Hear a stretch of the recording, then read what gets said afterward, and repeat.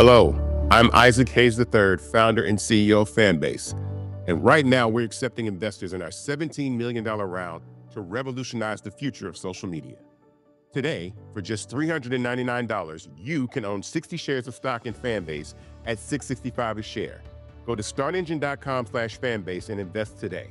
While the big platforms have grown too massive and disconnected from their users, Fanbase is building a platform where creators and users truly come first. We've already raised $8.6 million from everyday investors who believe in this vision, and now you can join them. This is your chance to invest in a social media tech company with over 1 million users that is disrupting media by allowing anyone to reach all of their following and monetize their content from day one. The market is changing, big platforms are failing to serve their users, and Fanbase is stepping up to fill the gap. Don't wait until it's too late. Invest now. Invest for yourself and your future. Go to startengine.com/fanbase and own the future of social media.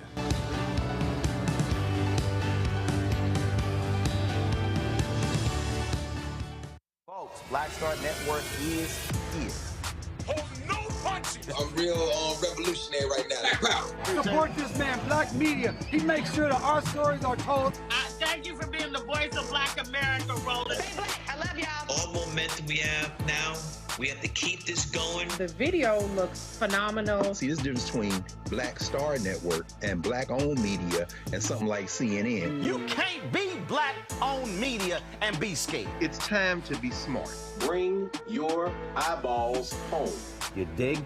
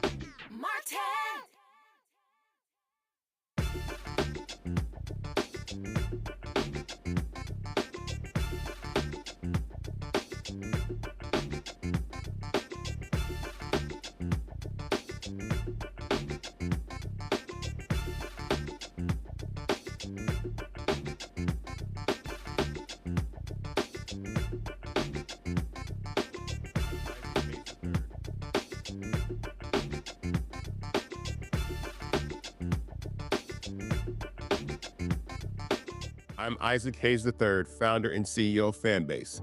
And right now, we're accepting investors in our $17 million round to revolutionize the future of social media.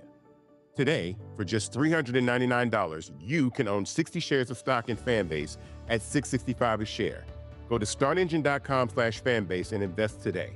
While the big platforms have grown too massive and disconnected from their users, Fanbase is building a platform where creators and users truly come first. We've already raised $8.6 million from everyday investors who believe in this vision, and now you can join them. This is your chance to invest in a social media tech company with over 1 million users that is disrupting media by allowing anyone to reach all of their following and monetize their content from day one. The market is changing, big platforms are failing to serve their users, and Fanbase is stepping up to fill the gap. Don't wait until it's too late. Invest now. Invest for yourself and your future. Go to startengine.com/fanbase and own the future of social media.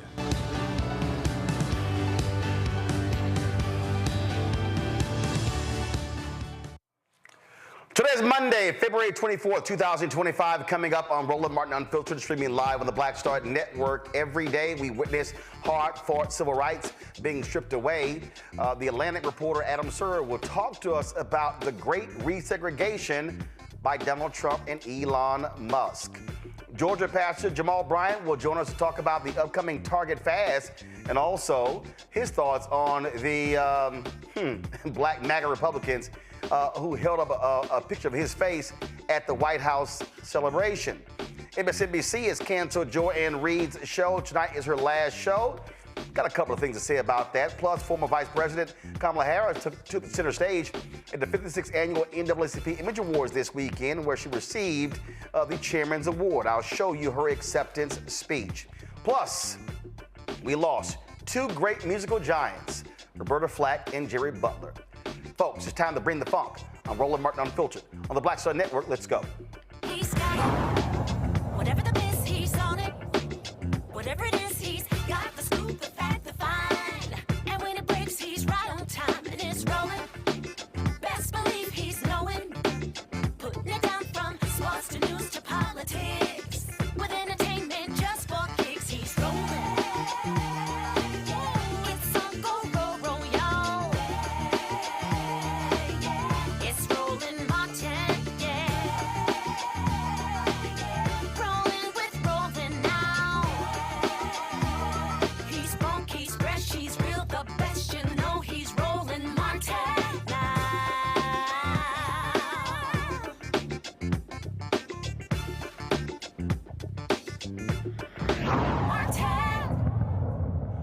A couple of weeks ago, I did a breakdown saying MAGA is trying to defund Black America. And when you look at their attacks on Black folks and people of color, it's abundantly clear what they are trying to do. Make America great again, it really means make America great again for white folks. Adam Serwer, who's a writer for The Atlantic, wrote an amazing piece called The Great Resegregation. The Trump administration's attacks on DEI are aimed at reversing the civil rights movement. Adam joins us right now.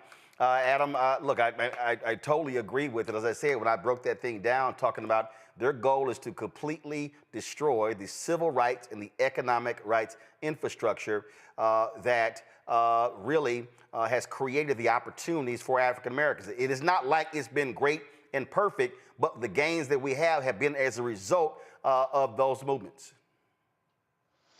Right. I think if you look at a lot of their early moves, they have been to undermine anti-discrimination efforts and to ban or remove information that could teach people about why racial inequality continues to exist in the United States. And I think another thing they've done really is they've talked a lot about being meritorious and colorblind, but by their standards, you never, by their standards, the assumption is that a white person is always competent and a person of color has to prove that they're competent. And you could see this already with the removal of a four-star general as the chairman of a black four-star general as the chairman of the Joint Chiefs of Staff, only to have him replaced by a lower-ranking white general who happens to have the most important qualification for any position in the Trump administration, which is that he is supposedly extremely loyal to Trump. And that it has nothing to do with merit at all. That has to do with Trump wanting people who are going to follow his orders without being worried about what the law says. Well, first of all, let's even go before that. First, you have the conservative attack when it comes to affirmative action in colleges. Then you have Republicans who say, oh, because of that Supreme Court ruling, that somehow applies to everything. And so you had racist Senator Tom Cotton of Arkansas who's sending letters to law firms saying, oh, your law programs that are about encouraging diversity, those are illegal. Then you had the Republican attorneys general doing the exact same thing. And then you had the attack in companies. So companies begin to repeal their DEI programs. And what I keep saying to folks is my argument for DEI programs are not for some largely white woman or a white man who's in the DEI job. It's actually for the contracts, the supplier diversity, all the other things that fall under the DEI window. That's what I'm looking at. Well, I think it's important to distinguish between DEI as, a set of practices and DEI as they're using it. And I think DEI for them is an umbrella term that just means any effort whatsoever to rectify historical racial inequalities. They think those inequalities are the result of natural differences in ability between people, not public policy, and therefore it would be immoral to try to rectify those racial inequalities. And it's not just a question of employment or education, as you pointed out, but I think it really begins with an attack on voting rights. If you go back to the, essentially the Supreme Court gutting the Voting Rights Act in the Shelby County case, Chief Justice John Roberts, he'd already weakened, watered down Brown v. Board of Education to non-existence by saying, efforts to integrate were themselves racially discriminatory. And then he took the Voting Rights Act, the law that essentially made America a multiracial democracy, a true multiracial democracy for the first time, and weakened its protections to the degree that you could discriminate on the basis of race in voting laws, and we've seen a number of voting laws that happen to do that. Since then, the Roberts Court has continued to weaken the Voting Rights Act. They haven't sided against it in every single case. There was a notable case involving black congressional districts in Alabama where they decided not to side with the conservatives in that case. But this attack is multi-pronged. It's occurring in education. It's occurring in voting rights. It's occurring in entertainment. When you see these backlashes against black creators, whether they're in the writer's room, whether they're on screen, this is part of an effort to say, we want black people out. Whatever, this slight integration of elite spaces of American life, we want black people out of there. And this backlash has now, reached the heights of American power, where the people who feel like civil rights have gone too far are now in charge of making public policy. And, Adam, one of the things that, again, we're trying to unpack this and explain to people so they can just understand the depths of this. We're talking about on the federal level last year, some $10 billion in contracts went to black-owned businesses, a record amount. Now, it wasn't even 2%. But it was the highest amount ever. Then when you look at the $17 billion that went to HBCUs. So Trump comes in, cuts to $18.90 land-grant college scholarships. Then begins to make, we know what's going to happen, how they're going to rebundle contracts. And so over the next 4 years, stripping DEI out of everything. Suspending people who went to DEI conferences. Then you have the Office of Civil Rights in the Department of Education telling colleges and universities any affinity program, black, Latino, Asian, women must all in. And so what people need to understand, when you talk about corporate America, you have these affinity groups which provide an opportunity for African Americans, Latinos, and others to be able to join like-minded. people and then begin to have support. Then we talk about fellowship programs, internship programs, apprentice programs, medical schools, law schools, engineering schools, all of these different things that have played a crucial role. They want to get rid of all those things. Then you go to the Department of Justice.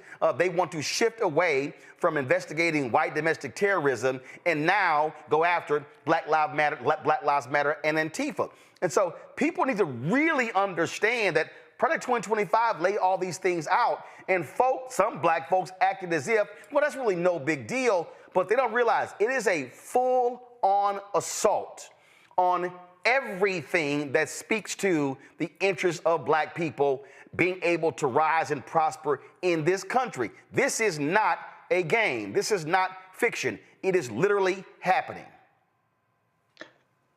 That's right. And I think the thing to think about is they believe, as you just described, they believe that any effort to provide opportunities to people who have historically been denied those opportunities is itself racist against white people who have a right to be on top forever.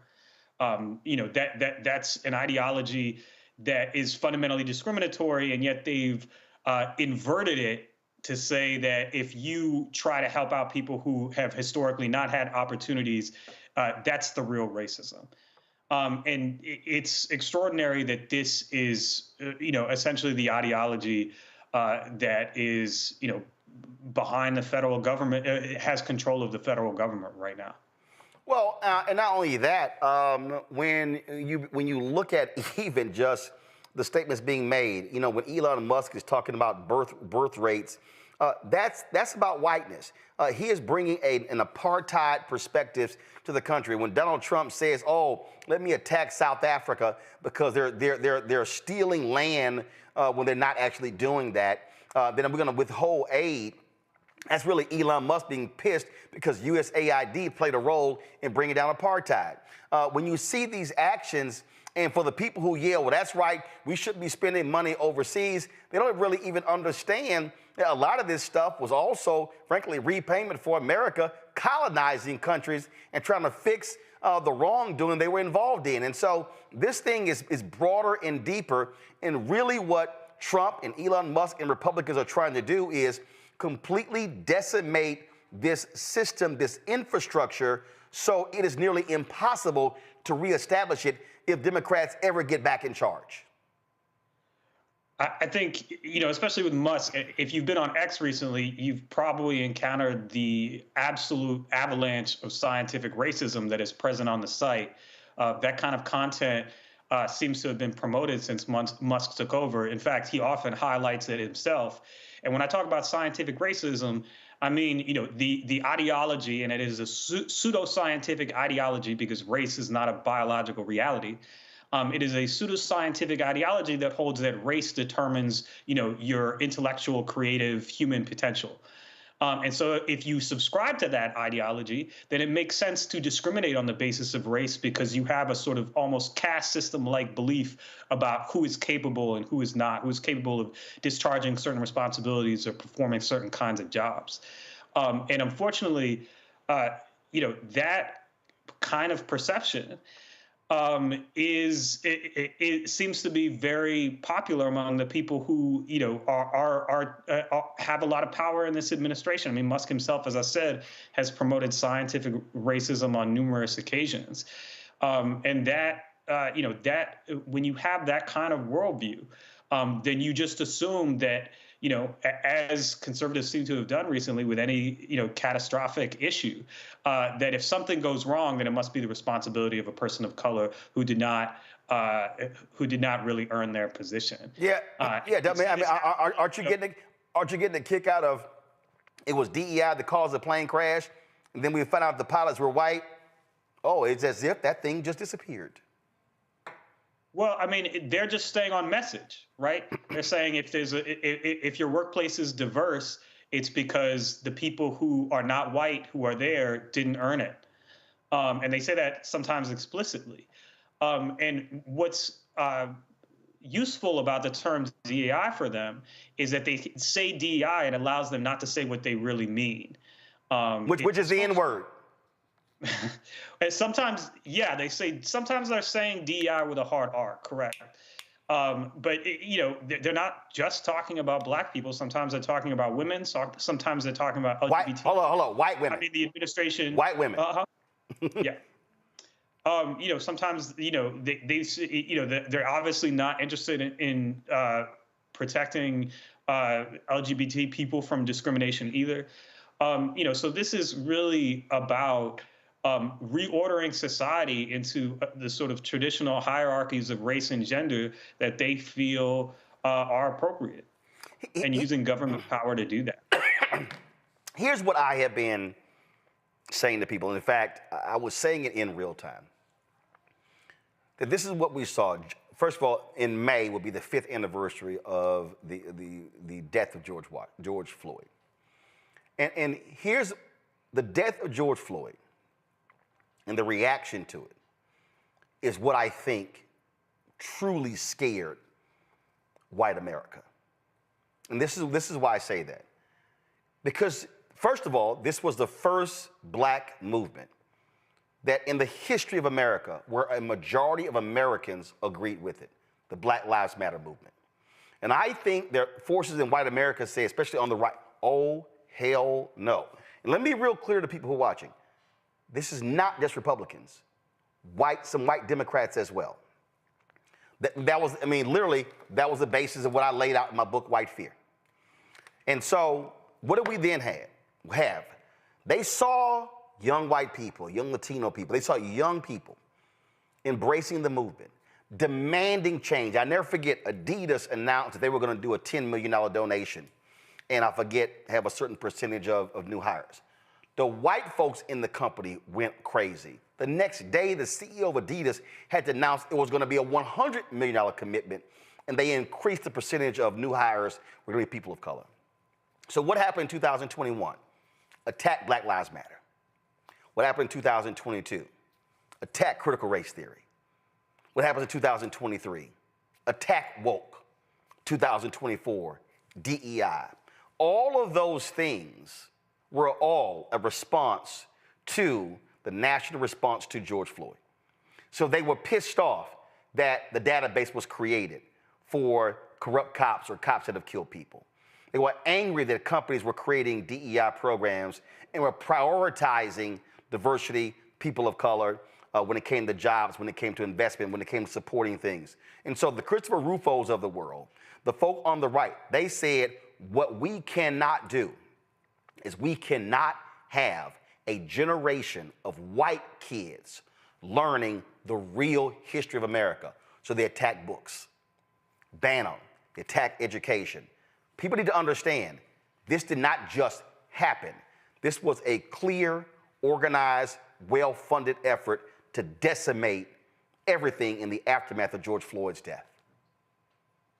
I think that's right. And I think, but part of the reason I think it worked is that there was so little that was done substantively in the aftermath of George Floyd's murder, in the sense that, you had Democrats sort of, doing all these symbolic acts, but there was not, never any police reform legislation. There were no new laws that were passed that specifically addressed the issues that brought people into the streets.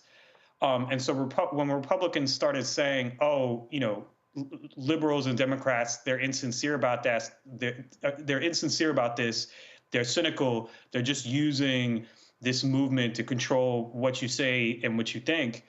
I think that resonated with some people, in fact, because they did feel like the Democrats were insincere in their commitments to Black equality, that they were cynical, that they didn't mean them, and that as a result of that, it might have been easier to convince people to stay home in 2024, or convince people that, these issues were not going to be as much of a priority for the Trump administration in terms of attacking the foundations of anti-discrimination law, that wouldn't be one of their primary goals. And unfortunately, now we're learning, just how important it is to them.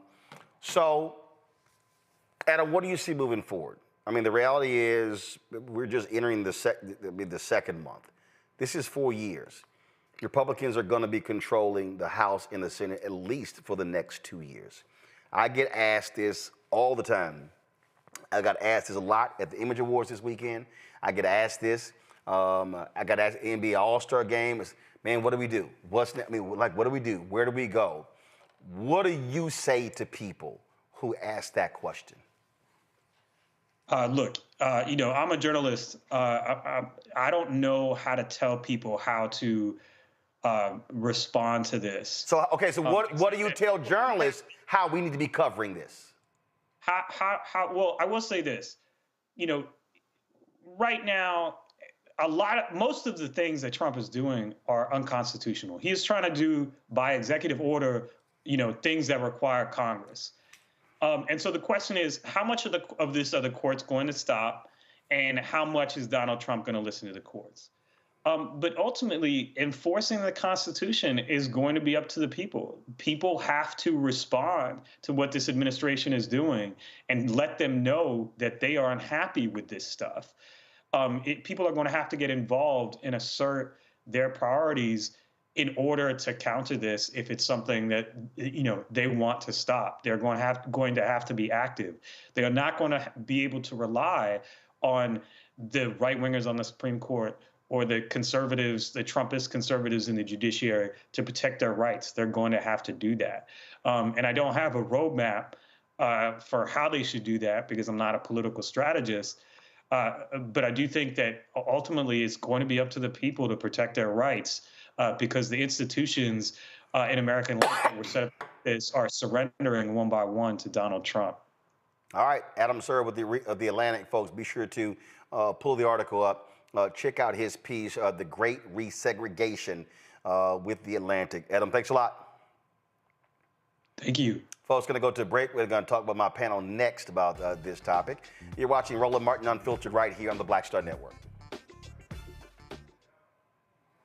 This week on the other side of change. Abolition focus. Should we aim for reform or abolishing the entire system? Kimon Felix lets us know how much possibility lies in abolition. That is such a radical image because it offers the suggestion that we already know to be true, which is that we have what it takes to take care of each other and to take care of ourselves. Watch us on the Black Star Network, so tune in to the other side of change.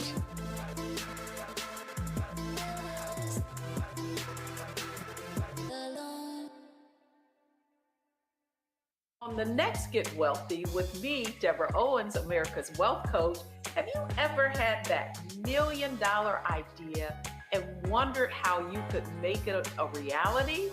On the next Get Wealthy, you're going to meet Liska Askalise, the inventress, someone who made her own idea a reality and now is showing others how they can do it too. Positive, focusing in on the thing that you want to do, writing it down, and not speaking to naysayers or anybody about your product until you've taken some steps to at least execute. Liska Askalise on the next Get Wealthy, right here, only on Black Star Network. Hey, this is Motown recording artist Kim. You are watching Roland Martin Unfiltered. That boy, he always unfiltered though. I ain't never known him to be filtered. Is there another way to experience Roland Martin than to be unfiltered? Of course he's unfiltered. Would you expect anything less? Watch what happens next.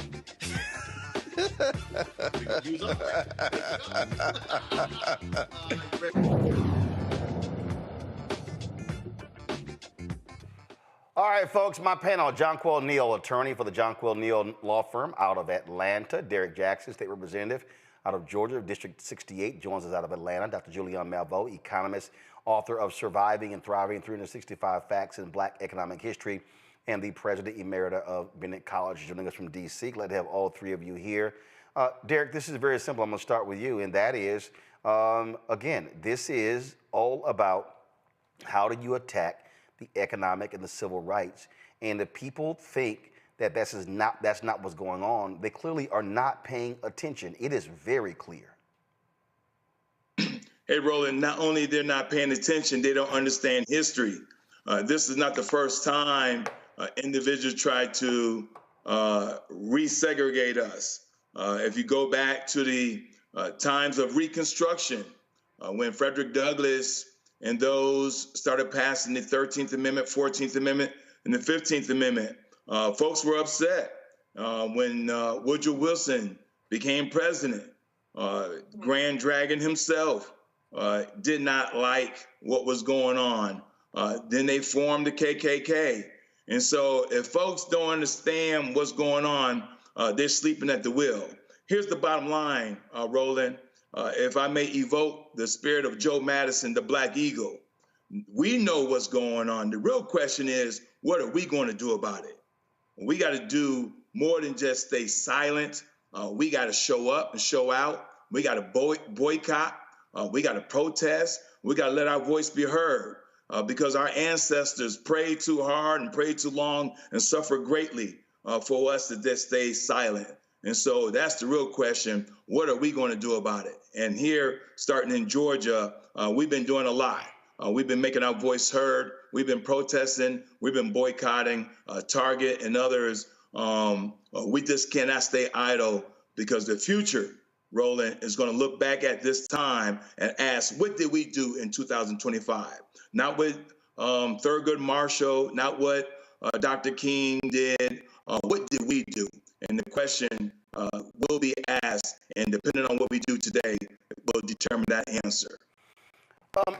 Julian, one of the reasons why we have to do what we do, because we have to walk folks through what all this stuff means. And it literally is a civil rights, a legal, an economic, an educational assault. It is in all areas, and it is happening on the federal level, the state level, and the local level. And too many of our people are asleep at the wheel, focusing on other things, not realizing what is really going on. And if they don't wake up, it is literally going to be too late. You know, Roland, one of the things that interests me is the way that this person, the president, has thrown everything, including the baby in the bathwater, in the mix. So on one hand, he's talking about getting rid of straws. On the other hand, he's, let's look at the bottom line, and the bottom line is the economic issue. He said he was running because he wanted to fix the economy. He has done very little about the economy. So that's number one. Number two, you're right, there are a whole bunch of our people have lost their, minds, not paying attention. And you have to pay attention to what this man is saying that he's going to do. But if we paid attention, people would have read Project 2025, because he laid it all out there. This is what we're going to do. Number three, I commend all the folks who are talking about boycotts, but let's be clear. The Montgomery bus boycott was 381 days. 381 days. I love Brother Jamal. I know he's coming on. 30 days ain't going to get it. 40 days ain't going to get it. Lynn ain't going to get it. No, Julian. I got to stop you. Matter of fact, let me see. I got to stop you, Julian. I know you real smart, but I got to stop you. Here's why. Always do. No, I got to stop you. No, here's why. Here's why. This is the book, The Montgomery Bus Boycott and the Women Who Started, the memoir of Joanne Gibson Robinson. All right, here's the reality. The Montgomery Bus Boycott was not originally 382 days. The Montgomery Bus Boycott originally was 1 day. After they did 1 day, they said, let's do it for the rest of the week. After the 5th day, then they said, let's continue it. So the reality is, and this is the reason I say this, but that's a mistake that we often make. We look at the Montgomery Bus Boycott and we keep saying 382 days, but that was never the original intention. They added, and then they said, let's keep going. The reason I'm saying that is because what Jamal Bryant is doing, and I know because I talked to him about it before he launched it, the plan is to do a 40-day fast. It is to go from the beginning of Lent to Easter. And then after they hit Easter, there's a second phase. The reality is we cannot get people to think about a year boycott if they can't do 6 months. And we can't do 6 months if we can't do a month. So the reason I support the way he's doing it is because they are trying to do this thing in stages. Nina Turner and her organization launched their boycott February 1st. That was the first wave. We've seen the stock price of Target. Give me 1 second. Target stock. Okay, so I'm gonna do 1 month. Okay, give me 1 second. Give me 1 second. No, I need to show folk. So I need folk watching. This here is, okay, it's coming up. This is the stock price of Target. It's had some ups and downs, but the reality is when Target announced that they were going to get rid of their DEI programs, that following Monday, their stock price was $142.50. Since then, the stock price has gone down almost $17. So I want us to do this properly in terms of how we lay it out. So these are the facts, how it actually started. Joanne has it in her book. It was 1 day, then it was 5 days. Then it kept going, and after the Supreme Court decision, it hit its 382nd day. Yeah, I will yield to your greater wisdom, Roland. I will certainly do that because actually it was a situation where it started with 1 day and kept going. But the piece that I want to raise up always is the fact that this was a long distance boycott. It started 1 day, 5 days, 1 month, but it was a long distance boycott. And so a lot of people are like, okay, I'm not going to Target today. No, keep yourself out of Target indefinitely. And it's not only Target. I absolutely, I agree with that. But the problem, somebody in the chat room said this, and I'm absolutely right. If your target goal is to lose 40 pounds, if you don't lose 5, you can't get to 40. And I just think that oftentimes what we do is we don't approach it with a day-by-day strategy. I think we try to approach it long-term, and I'm simply saying I can't start something long-term if I can't get you to commit to short-term. So I think we got to get our people to commit to short-term and then build from there.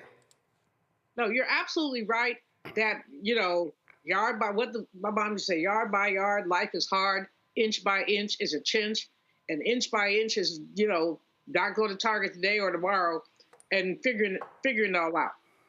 What the power of an economic boycott is very, very important. We've seen their impacts, but they have to be sustained. Yes. And we have to start thinking about ways. See, here's one of the biggest challenges. In rural areas, there isn't any place else but Target. Okay, all right. No. See, here's, again, I understand the point, but here's the reality. We don't worry about rural parts of the country. Here's the reality is, country. No. First of all, Target has had, for the past decade, a urban strategy. That's been their target, okay. No pun intended, okay? Target has not had a rural strategy. That's Walmart's strategy. So it's not like, so the reality is Target has been thriving because they have been opening Targets in major cities. So to hurt Target, to be honest, you focus on the 30 largest urban markets where black people are. You hit Target in those 30 cities, that stock price is gonna go below $100. You're gonna knock off 15, 20, 30, 50 billion or more in valuation. So I'm not worried right now. I'm actually not worried about rural America. I'm focused, if you hit Target in the 30 top cities, you are gonna decimate their stock price and their market valuation. So we know if you live in rural parts of America, that's the only store. Hey, do what you got to do, but really the focus is really in those top places. Let me go to John Quell, because John Quell, the legal strategy has to be a part of this as well. The lawsuits, the class action lawsuits. We're seeing how the various groups are suing the federal government. But we've got to have our legal folks suing these companies as well. If you got the white conservatives like Ed Blum using the 1866 Civil Rights Act against black people, we got to have a legal strategy going after them. I mean, that is an interesting dynamic and point, Roland. We've certainly heard about the lawsuit, the first major one, which was with the Federal District Court in Maryland that has blocked Trump some of his DEI orders. But as it relates to certain facets of it, not in totality, but there are injunctions where he cannot move forward with certain portions of eradicating DEI. As it relates to your standpoint at the state level, with attorneys mobilizing locally to sue these companies, that's an interesting construct, and one that I think would need to be fleshed out, and it's something, this is what I will say. Where everyone is in America at this point, everyone is terrified, they're scared, they're anxious, they're avoiding the news, they're avoiding the issues, they are not confronting these issues. And frankly, that's an idea or a construct that would have to be mobilized in order for that to even see what that framework or what that would even look like, whether that's at the state level or the federal level. So that's an interesting construct as it relates to attorneys mobilizing in that manner, suing these specific companies. That's interesting. So that's something that we would have to mobilize. And I'll tell you, right, I'm a millennial. And I'm on this panel. My generation, we were not alive during the civil rights movement, okay? And frankly, I would say that a lot of us need help with mobilizing, as we did not have to. We didn't come up during that era. That's not something that hold up now, hold up. I'm just telling you, we learned about it. Hold up. But arguably the civil rights movement ended with the death of Dr. King in 1968. But in the early 1980s, you had the apartheid movement. In the 1990s, you had the Gen 6. You had Trayvon Martin. Right, but we were kids. No. Okay, hold up. Let me just see. Hold up. See, I hear y'all. I'm telling you. I hear y'all, but hold up. I was born in the 80s, and I'm okay. Wait a minute. I'm at the top. No. See, that's nice. See, hold up. Nice. You said you were born when? In 85. I was born in 85. I'm at the top end of the. No, boo. You were 21 when the Gen 6 happened. This is what I'm saying. No, I'm not done. I'm not done, John Quell. Continue on. I'm not done. Continue on. When the Gen 6 happened in Louisiana, some 30 and 40,000 people mobilized in Louisiana. You were 21.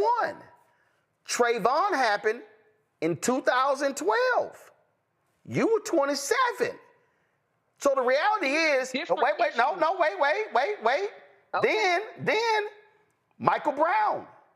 Then why is it escaping me? Eric Garner.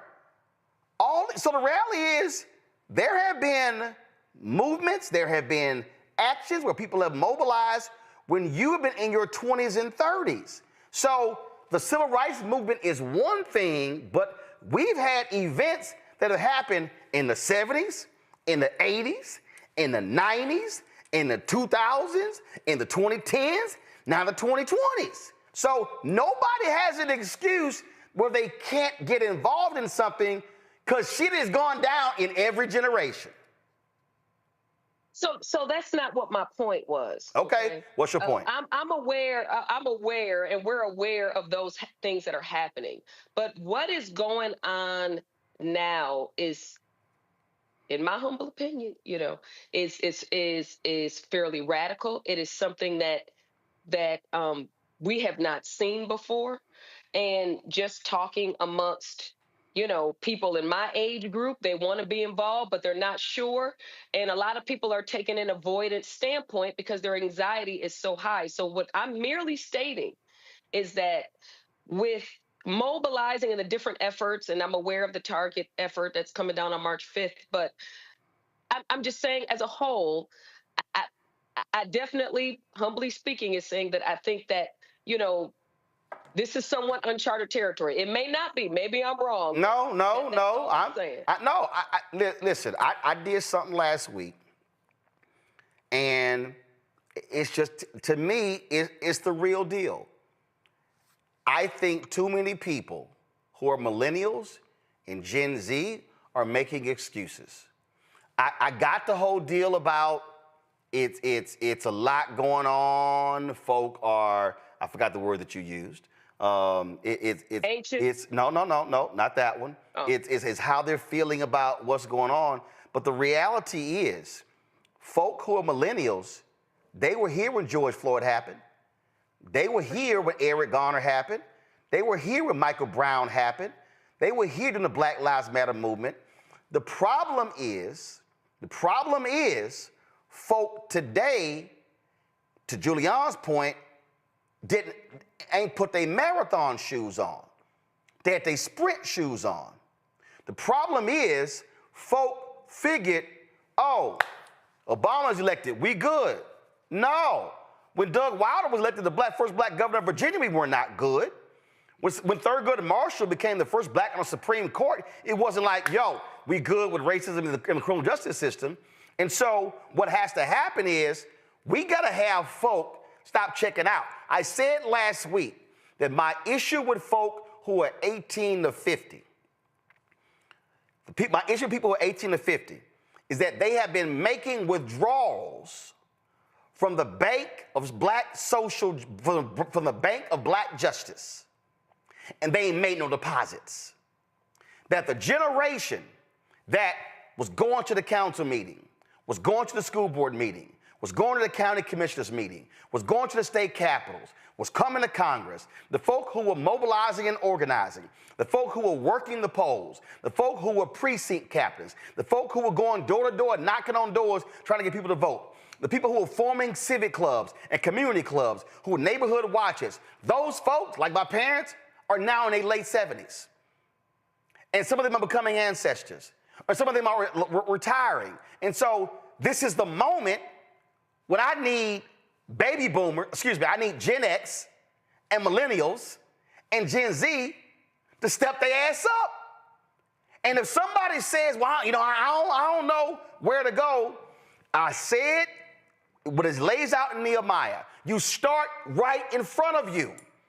If you are a millennial or Gen Z in Atlanta or Houston or Charlotte or New Orleans or anywhere, your deal should be, okay, what do I care about? Is it education? Is it black entrepreneurship? Is it voting rights? What do I care about? Now, once I decide, hey, this is what I care about, I now need to find me an organization that's doing that very work. I don't need to start my own nonprofit. I don't need to sit here and create something new.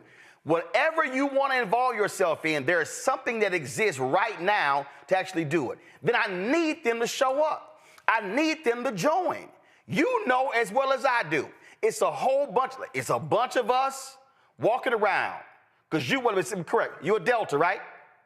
Yes. Okay, you're a Delta. Derek's an Alpha. Julian's a Delta. Right now, all four of us, we know some Deltas and some Alphas walking around wearing their letters, but ain't involved in shit.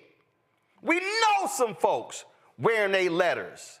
And if you don't even want to go to meetings, but damn it, at least be financial. At least join the service project. We know this.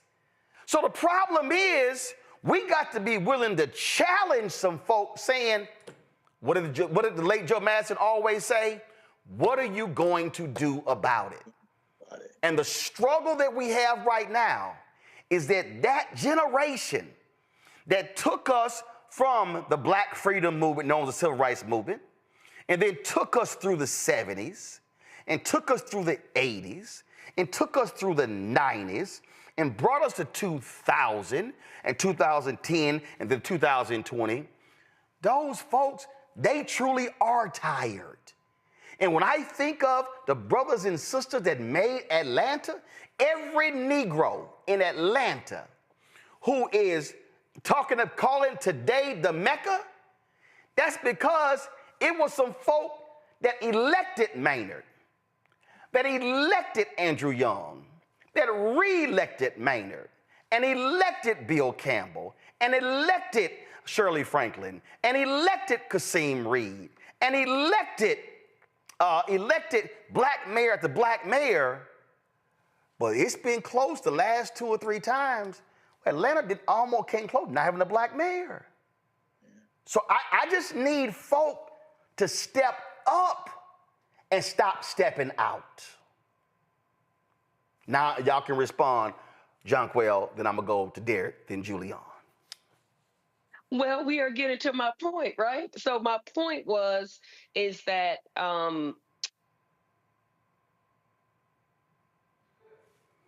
I think people are unsure about how, with the state of things and where they're at, how they can get involved. And why? I don't understand why they're unsure.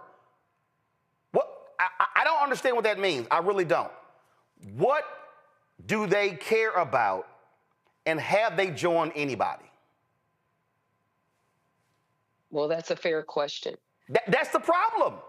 I mean, that's a fair question. I'm telling you right now, in every major city in America, I can guarantee you there are multiple organizations, Derek, that exist for folk to join. But here's the most important thing, Derek, why it doesn't matter, why it doesn't happen. Because it's called accountability. Because see, Derek, it's easy to talk shit about what not happened and what needs to happen when your ass don't join nothing. Right. Right. Not only they don't join anything, Roland, they're comfortable, right? I mean, listen, Roland, I'm so with you on this one, brother, because when you think about everybody's been talking about, well, the Dems don't have a message, or Kamala Harris did this and this and this wrong. No, nobody in the history of this country ran 107 days for president and came up 2 million short. She got 75 million. The convicted felon got 77 million. But Roland, 89 million people, registered voters. What was it that they didn't see or hear?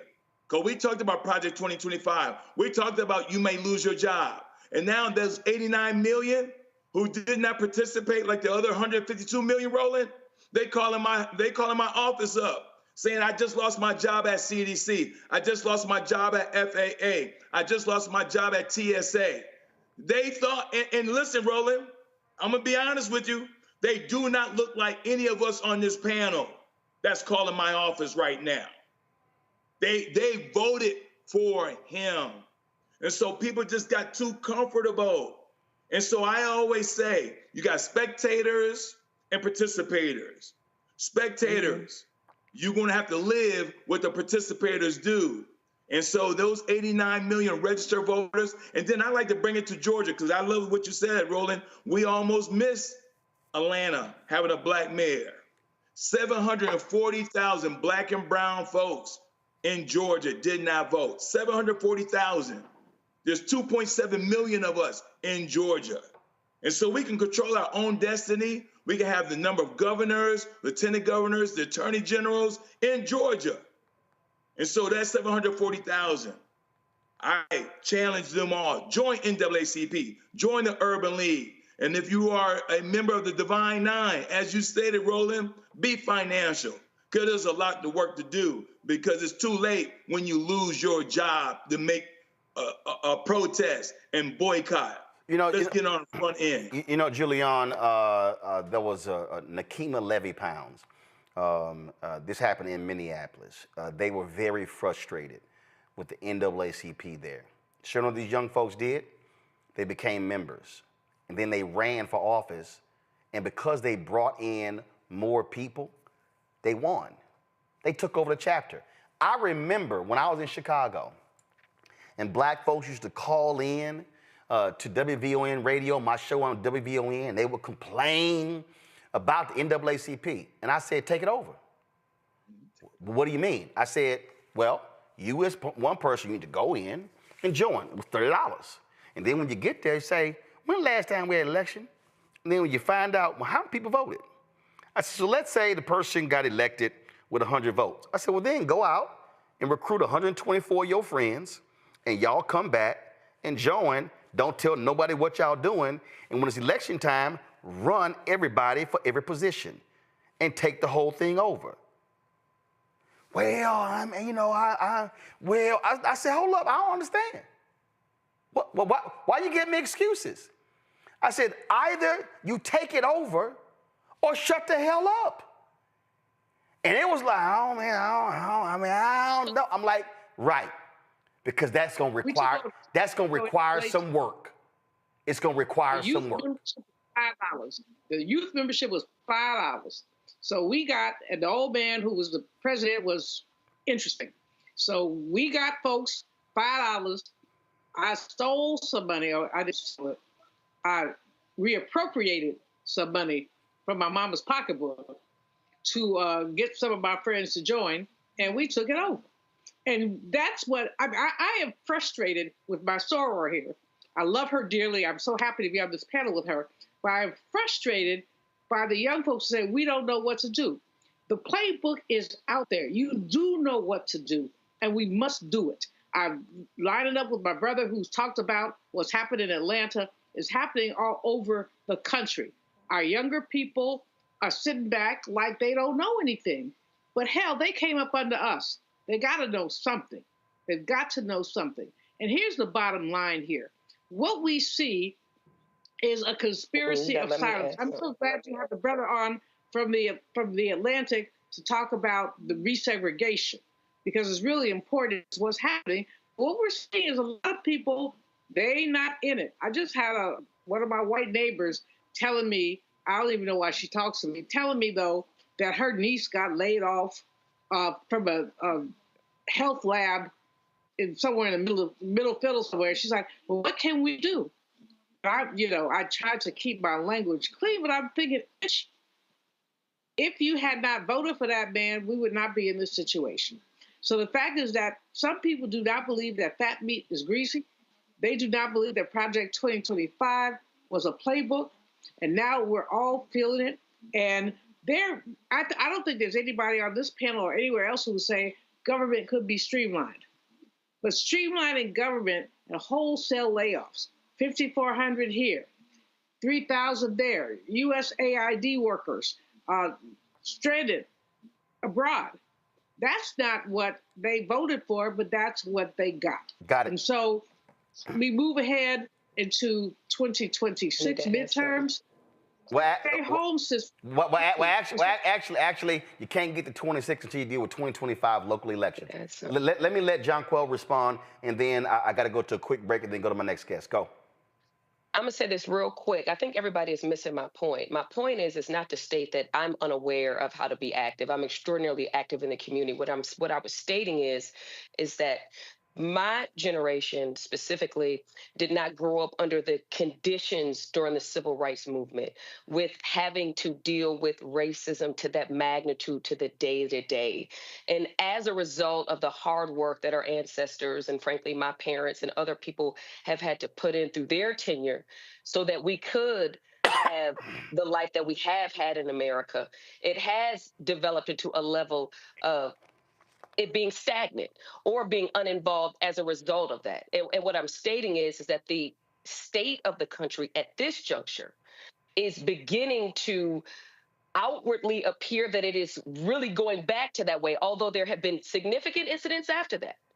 But my point is that it is coming out that it is affecting people's day-to-day in that kind of capacity. And that's what I meant by relating that back to the civil rights movement, to where I think more people are wanting to be involved and are more anxious, and they are scared to the degree that those back then during those times were where some of these other instances over time may not have affected them to that level of intensity. I made that clear. No, I got your point, and I'll say this here before I go to break. I think the problem for, and I often refer to myself as a post-civil rights movement baby.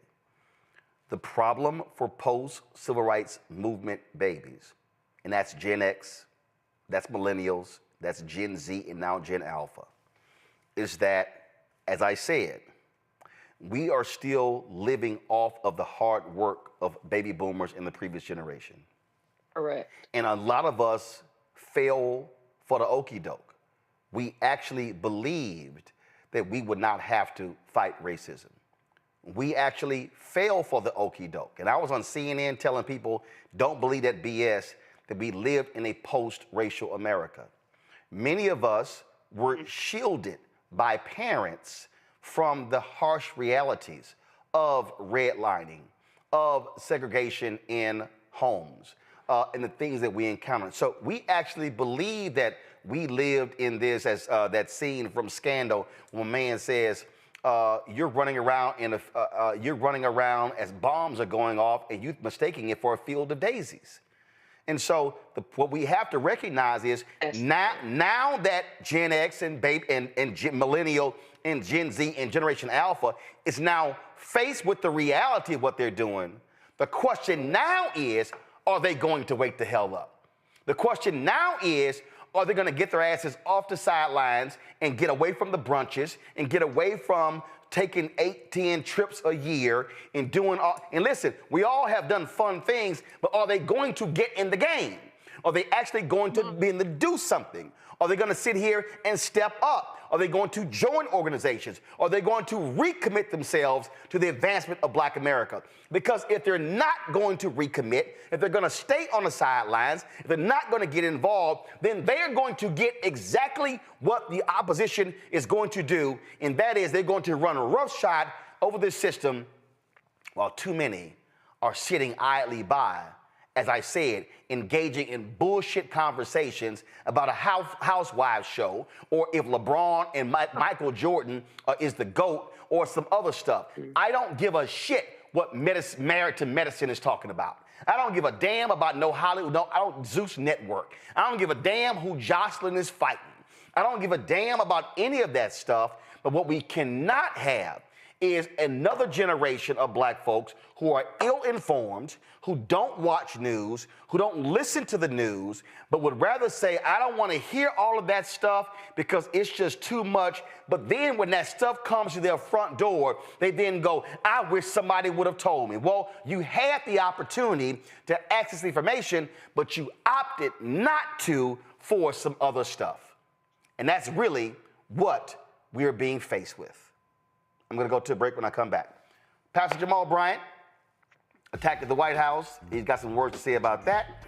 Also, launching targetfast.org. We'll talk about that as well right here on Roland Martin Unfiltered on the Black Star Network. Support the work that we do. You see me rocking my shirt, Black-owned media matters. But here's the whole deal. We can't just talk about Black-owned media. We can't talk about, oh, I wish they would cover this stuff. We can't just sit here and be mad that MSNBC has canceled Joy Reid's primetime show. We can't be mad about these things if we don't actually financially contribute to the building and the sustaining of Black-owned media. So if you want to support this show and this network, give to us via Cash App. Use a Stripe QR code. It's right there. If you're listening, go to blackstarnetwork.com to access it. You can also see in your check and money order P.O. Box 57196, Washington, D.C. 20037 7-0196. PayPal is R Martin Unfiltered. Venmo is RM Unfiltered. Zelle, Roland at RolandSMartin.com. Roland at RolandMartinUnfiltered.com. We'll be right back. This week on the other side of change. Abolition focused. Should we aim for reform or abolishing the entire system? Come on, Felix, lets us know how much possibility lies in abolition. That is such a radical image because it offers the suggestion, a suggestion that we already know to be true, which is that we have what it takes to take care of each other and to take care of ourselves. Watch us on the Black Star Network, so tune in to the other side of change.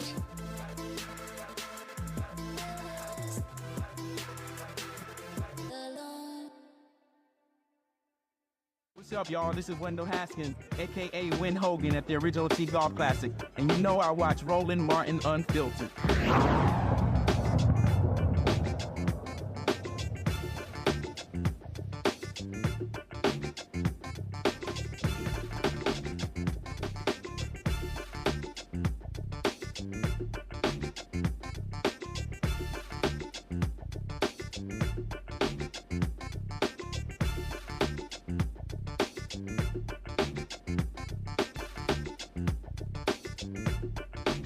All right, folks, we've had conversations talking about the focus on Target. Earlier you saw me with the show The Target Stock Price.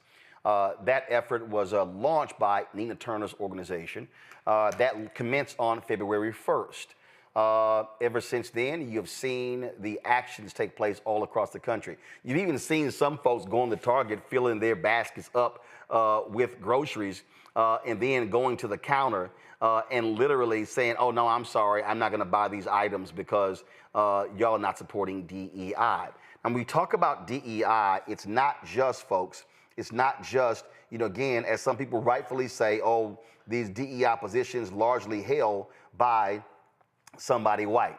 It's really about the infrastructure, supplier diversity, contracts, things along those lines. And so Pastor Jamal Bryant announced earlier this month an initiative called Target Fast. And he's going to explain what this is. But a lot of people are always talking about, well, what are the demands? Well, they're very clear. If you go to targetfast.org, this is what you'll see. The 4 demands of Target. Honor the $2 billion pledge to the black business community through products, services, and black media buys. Deposit $250 million amongst any of our 23 black banks. Completely restoring the franchise commitment to DEI, and create a pipeline community center at 10 HBCUs to teach retail business at every level. Pastor Jamal Bryant of New Birth Missionary Baptist Church in Atlanta joins us right now. And Pastor Bryant, glad to have you here. And to Scott Bolden, you're watching. I told you I allow Kappas on the show every now and then. I think, Jamal, you're on mute. I think you're on mute. I can't hear you laughing. There you go. Let's see. You take it off of mute? See, Alpha got to still teach. You still on mute. Can you hear me? You can hear me. I can't hear you. Control room, what's going on? Is he on mute? He's not on mute. All right, so here's what we're going to do. That's fine. That's fine. All y'all going to do, just drop a signal, reconnect. Just all you got to do is drop a signal, reconnect. We'll have it fixed. So let me walk you through this here. So again, when Target announced that they were doing, this was a few years ago when we in the Black-owned Media Alliance, we began to challenge them. Target announced they were going to spend by December 2025, $2 billion annually with Black-owned businesses. Okay. Then they also were rolling out a program to really add Black-owned products to their stores. So if you actually go to, I'm going to show you in a second. If you go to Target.com, they may still have it up because they had a button on their site for Black History Month. We got Jamal Bryant back. Jamal, can you now hear me? I can hear you, sir. Okay, there we go. There we go. See, Alpha's always teaching, always teaching. This right here is Target's website. So this is their Black History Month section. So you see down here where they have all of this. They have a button down here called Shop All Black-Owned or Founded Brands. So when you click that, there are 1,135 results. Now, last month there were more than that. You've had some Black-owned brands that have actually pulled their products from Target stores. Jamal, you had a brother at your church a couple of weeks ago who was in more than 1,000 Target stores, and is a clothing brand, and he pulled his product to honor this boycott effort, correct? That's correct. Black Men Smile. And so, so the goal is to get 100,000 people to sign up for Target Fast. That begins, is it March 5th? Yes, sir. Next Wednesday, we're up now rolling to 70,000. So 70,000 people have signed up. Your goal is to get 100,000 by next Wednesday, March 5th. So you got 30,000 to go. That's correct. Walk folks through the thought process of how you decided to not call it a boycott, but to call it a Target fast. Explain. Because my call, Roland, was directly to the Black church. I wanted the Black church to have skin in the game. In the emergence of Black Lives Matter, this is the very first civil rights movement where the Black church is not on the front line and a faith leader is not the drum major. And so I'm mindful that other boycotts are moving forward, but I wanted the Black church to say that our head is not in the sand, but that we're aware and we're lifting our prophetic voice. Lent is the holy season for Christians that goes from Ash Wednesday to Easter, so that while we're withdrawing our funds from Target, we're also focused in prayer to take the spirit of the Montgomery bus boycott, who every night for over a year went back to the church at night to get their spiritual grounding. But I was explaining this earlier, and I showed this book here, the Montgomery bus boycott and the women who started, the memoir of Joanne Gibson Robinson. She was the one who crafted this, who crafted the boycott. And as I said, it was a one-day boycott. After that first day, they extended it 5 more days, and then they said we're going to continue it in perpetuity until we get what we want. And so you were very specific in saying we're going to do this from Lent to Easter. Yes. Explain that as well. Yes, because Target is publicly traded, we're able to use 40 days to see what is the spending impact. Somewhere in the orbit, I learned right on the Roland Martin Unfiltered show, Black people spend around $12 million a day. So if we're able to track over those 40 days to see where it has already gone down, the stock has dropped by $11 a share. They're losing millions of dollars. And those of you who missed it, stockholders are now suing Target. So we're able to take tangible data and say, with these 100,000 people whose emails we can point to and show them where's the price point, take it to the stockholders of Target and the board and say, now let's talk, now let's negotiate, because we're operating from a position of strength. And if you go through that piece, and then after Easter, there's a second phase if you decide to continue that, correct? Yes. So 40 days is our initial rollout. It is not the end of the journey. It is really for us to have a benchmark to see where we are and how we proceed. The stockholders meeting is on June the 8th in Minneapolis, June the 5th, in Minneapolis. And so we're prepared that we'll go there if it extends that long. But the way all the reports are coming back, that Target is underperforming, I don't think they'll be able to sustain until that board meeting. And the thing that and you know this because I'm always saying this in our chats and everything else, is that we have to study Operation Breadbasket and how they did it and what they did, and understand that it must be properly organized and mobilized. People call for boycotts, but if it ain't organized and mobilized, it's absolutely going to fail. So by having a very specific organization and mobilization, and again, as I said, Nina Turner and her group started on February 1st. This is another piece of it, not tied directly to it, but it adds to it. And so, as I said, as I showed earlier, if all of a sudden here we are, and then we come back here, and let's say at the end of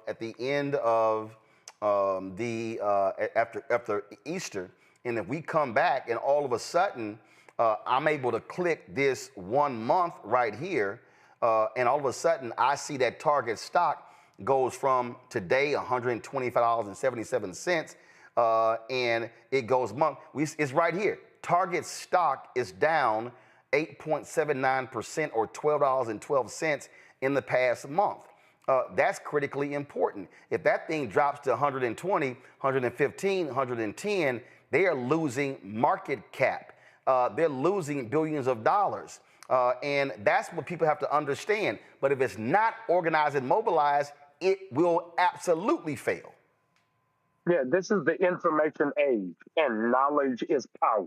When we're able to roll out tangibly what is the data, men lie, women lie, numbers never lie. And so when we're able to roll that out, I think that we're able to have a greater impact, and it changes our position. We're not asking Target to do us a favor. We're asking Target to be a partner because we're longstanding in the community. We always banter about that we have $2 trillion worth of spending power. Now let's lean on it and show where our real strength is, not just as consumers, but conscientious consumers. Before I go to the next topic, I want to go to each one of my panelists for questions specifically about this. So let me start with Julianne. Julianne, what's your question for Jamal Bryant? Hey, Jamal, good to see you. Appreciate you, and I know your parents are very proud of you. I hope so. You have laid this out with Target. What's next? Is it going to be continuing with Target or finding another predatory capitalist that we also need to boycott? Yeah, I think that Target is the first, as our other dear panelists shared, about the shift of mindsets of generation. Don't forget that the large bulk of this generation was born under Obama. And so I think it's very important that we just shoot at, no pun intended, one target at a time. As I keep saying, Target is the first, it is not the last, and it will not be the only. But this generation needs to see a win. And so I think if we hone in on Target and then from there, whether we go to Walmart or Amazon, but I want the generation to be able to find its wings and its legs and say, we did it here, now let's move on to the next one. But I want to do it one at a time. And I think the other reason why you do it one at a time is because you have to learn best practices. 2, you don't have to always hit 10. You can hit one, and the other 9 are going to see and say, I am not trying to have that smoke come my way. Yeah, that's what McDonald's is feeling from the pullback of the Latino community, even in this moment. And so all of them are huddling, trying to figure out how do we resist the wind so it doesn't turn into a whirlwind. The old quote is, we're not outnumbered, we're out-organized. And so I think if we organize in this era, then this administration and these corporate factions will be mindful that these Black people aren't just coming up with hashtags, but they're really mobilizing to make an impact. Derek? Dr. Bryant, always good seeing you, sir. My question is around mobilization and organization. And you certainly don't have to share your strategy on here, but it just seems like the more that we do in terms of mobilizing and through that organization, through Black churches, through the Divine Nine, through NAACP, Urban League, are you also having conversation with those organizations as well?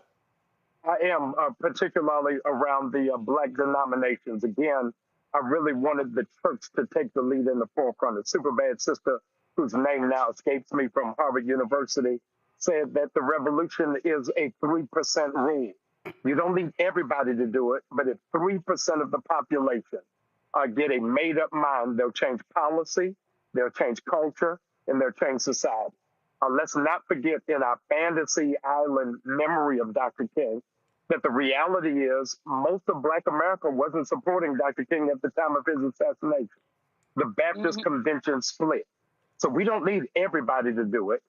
We need really just a small faction who will stand steadfast in order to make the impact. John Quell? I know that previously, and greetings, Dr. Bryant, Pastor Dr. Bryant. I know that one of the Black businesses was able to pull their business or their distribution at Target.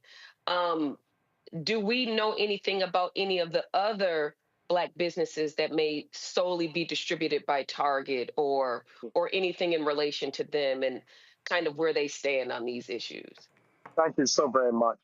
What I neglected to share is we've partnered with the Black Chamber of Commerce. So when people register at targetfast.org, within the hour, I email them a Black business directory of 300,000 Black businesses around the country. We send an invitation to all of the vendors who are in Target to know that if they come and be a part of this, they'll be prominently placed on the page. We don't in any way want to hamper or damage in these black businesses or black families. But we believe that they can make that same level of impact if they do it digitally and do it online. So we've sent out that invitation. I'll have to ask Brother Ron Busby where we are on those numbers. But I do know that we've set up a platform so that they'll be able to thrive if they're prepared to make the sacrifice. Let's move on to the next thing. Last week, Trump threw a joke of a Black History Month reception at the White House, even though the other federal agencies can't do any commemorations. And as a result, some of his Black MAGA minions had a video. I mean, they had a sign held up with your face on it. You see some of these folk here.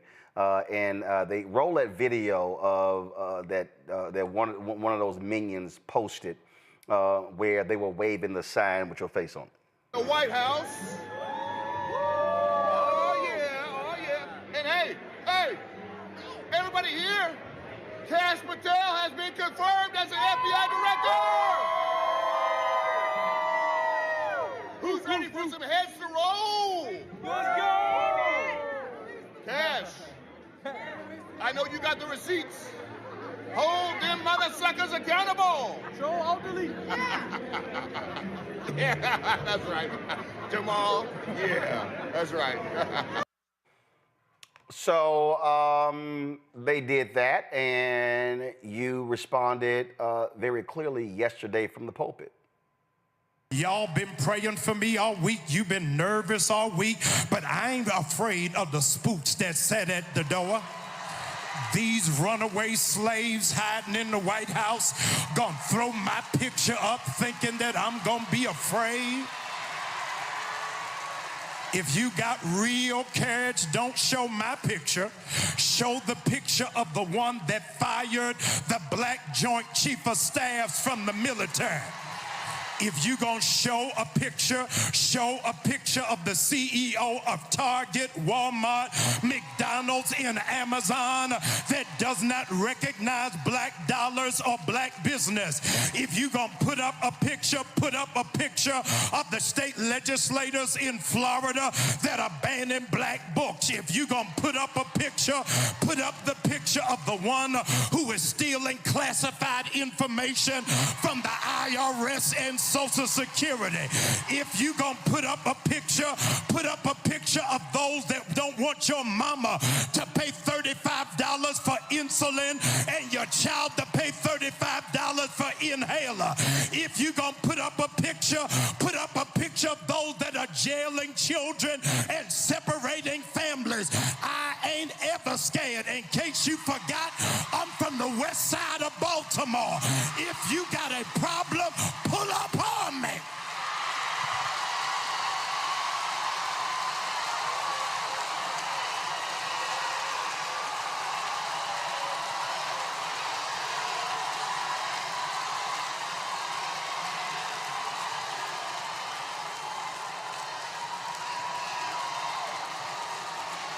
Stokely Carmichael said, our fathers had to run, but my generation is out of breath. We ain't running no more. Yea, though I walk. And after being on the run for 26 years from Saul and Philistines, David said, my running days are over. We don't have to run anymore. You only run when you're scared. But when you walk, when you got confidence, that greater is he that is in me than he that is in the world. Would you look at your neighbor and tell him, I ain't running nowhere. Be like a tree, be ye steadfast, unmovable, always abounding, knowing that your labor is not in vain. I'm not gonna run when nobody is chasing me, but I'm gonna walk like a smooth operator. I gotta walk because I understand that no weapon formed against me shall be able to prosper. All these other churches might not say nothing, but at 6400 Woodrow, we right outside of Decatur where it's greater. You got to understand that there is more for us against her. Look at your neighbor and say, as long as we stick together, we ain't gotta run. Harriet Tubman said, whenever I tried to make our people be free, there were a few Negroes that tried to go backwards and tried to risk our freedom. I feel bad for them coons in the White House who are in there tap dancing for massa, wearing bow ties, shinning and grinding, laughing like nothing is funny. Get out of there, Negro, and stand with your people so that you understand that God is on our side. And of course, like clockwork, Fox News came out with a story regarding comments you've made about Minister Louis Farrakhan and asking you, have you condemned his attacks on Jews? That's what happened. Yeah, it's the same playbook over and over again. Is that they didn't speak to any of the issues from the sermon on yesterday, but immediately it is to discredit. So it's easy to talk about me speaking at the Million Man March than to talk about Elon Musk raising up the Heil Hitler sign. So I get it. But it is important that we remember Nelson Mandela's words, you don't let your oppressor pick your friends. So I think that we've got to keep focused on what is the main thing. So, I mean, absolutely. And, you know, for me, I made perfectly clear, you know, those are imps, you know, those are minions. Those are folk who don't mean nothing. They ain't in no policy meetings. They ain't making no decisions. They just happy to get an invitation. I thought it was interesting what Tiger Woods now embraces being black, huh? Hey, listen, it never rains in Southern California. I don't know. I mean, he decided to show up to a Black History Month reception. I'm like, ain't that something? All right, again, Pastor Bryant, let folk know when the Target Fast starts. We start next Wednesday with 30,000 from our goal. Lottie-dottie, everybody, please go to targetfast.org. I need you to register. I'll send you a digital directory of 300,000 businesses. And today is our first day towards making a difference and impact. Roland, thank you so very much. I appreciate it. And I see some of y'all in the chat. Y'all were saying, oh, man, Pastor Bryant sound muffled. I know why he sounds muffled. Y'all don't worry about it. I've already sent him some links to some items to get to correct that. So just go ahead and check your text message. And as always, you know, I when it comes You're to back. When it comes to technology, I don't play. I'm glad to be here. Thank you. Appreciate it, Doc. Thanks a lot. Love you, sir. You know, folk, again, let's be real clear. When you are doing the work, folk are going to get mad. And so all you got to do is just challenge folk who ain't doing the work. That's what you got to do, all right? So we're going to go to a break. We come back. We're going to talk about MSNBC, them canceling Joy Reid's show. She's on live right now. It's 7:44, 16 minutes left in her show. She's also going to be announcing on her show what she plans to do next. But I got some thoughts about what has gone down. You're watching Roland Martin Unfiltered on the Black Star Network. Support the work that we do. Join our Bring the Funk fan club. Now, some of y'all in the chat have been asking, how do we contribute? Via Cash App. Show it right now. This is the QR code. Cash App canceled all of our accounts because they changed their rules on the type of company you have to have. So, in order for you to give to us via Cash App, you can do so through the Stripe app. This is the QR code right here that you can just point your camera to, and it'll take you right to it to give via Cash App. If you're listening to us on the podcast, go to blackstarnetwork.com to access the Stripe QR code to give to us via Cash App. You can send your check and money order to P.O. Box 57196, Washington, D.C., 20037 7-0196. PayPal is rmartinunfiltered. Venmo is rmunfiltered. Zelle, Roland at RolandSMartin.com. Roland at RolandMartinUnfiltered.com. Download the Black Star Network app Apple phone, Android phone, Apple TV, Android TV, Roku, Amazon Fire TV, Xbox One, Samsung Smart TV. If you want to get our Roland Martin Unfiltered merchandise, go to rolandmartin.creator-spring.com or go to theblackstarnetwork.com. You can get our new shirts, Don't Blame Me, I Voted for the Black Woman, and hashtag We Tried to Tell You, FAFO 2025. And so do that, and also get a copy of my book, White Fear, How the Browning of America is Making White Folks Lose Their Minds, available at bookstores nationwide.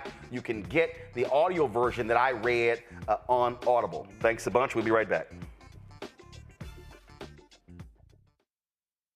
This week on the other side of change. Abolition focus. Should we aim for reform or abolishing the entire system? Kamon Felix lets us know how much possibility lies in abolition. That is such a radical image because it offers the suggestion, a suggestion that we already know to be true, which is that we have what it takes to take care of each other and to take care of ourselves. Watch us on the Black Star Network, so tune in to the other side of change.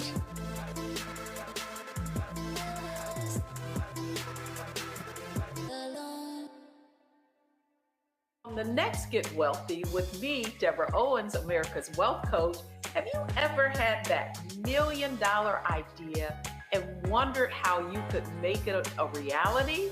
On the next Get Wealthy, you're going to meet Liska Askalise, the inventress, someone who made her own idea a reality and now is showing others how they can do it too. Positive, focusing in on the thing that you want to do, writing it down, and not speaking to naysayers or anybody about your product until you've taken some steps to at least execute. Liska Askalise on the next Get Wealthy, right here, only on Black Star Network.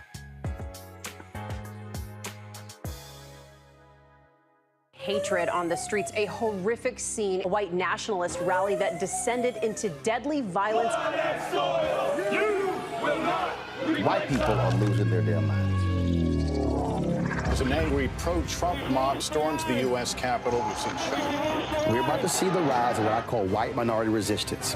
We have seen white folks in this country who simply cannot tolerate black folks voting. I think what we're seeing is the inevitable result of violent denial. This is part of American history. Every time that people of color have made progress, whether real or symbolic, there has been what Carol Anderson at Emory University calls white rage as a backlash. This is the rise of the Proud Boys and the Boogaloo Boys. America, there's going to be more of this. Here's all the Proud Boys, guys. This country is getting increasingly racist in its behaviors and its attitudes because of the fear of white people. The fear that they're taking our jobs, they're taking our resources, they're taking our women. This is white fear.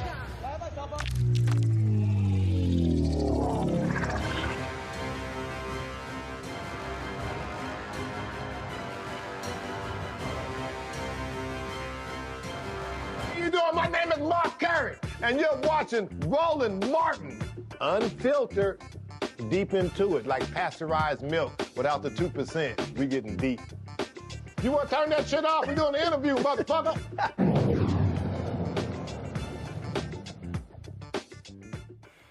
All right, folks, over the weekend, a lot of people were angry when the word came out that Joy Reid, her primetime show on MSNBC, had been canceled.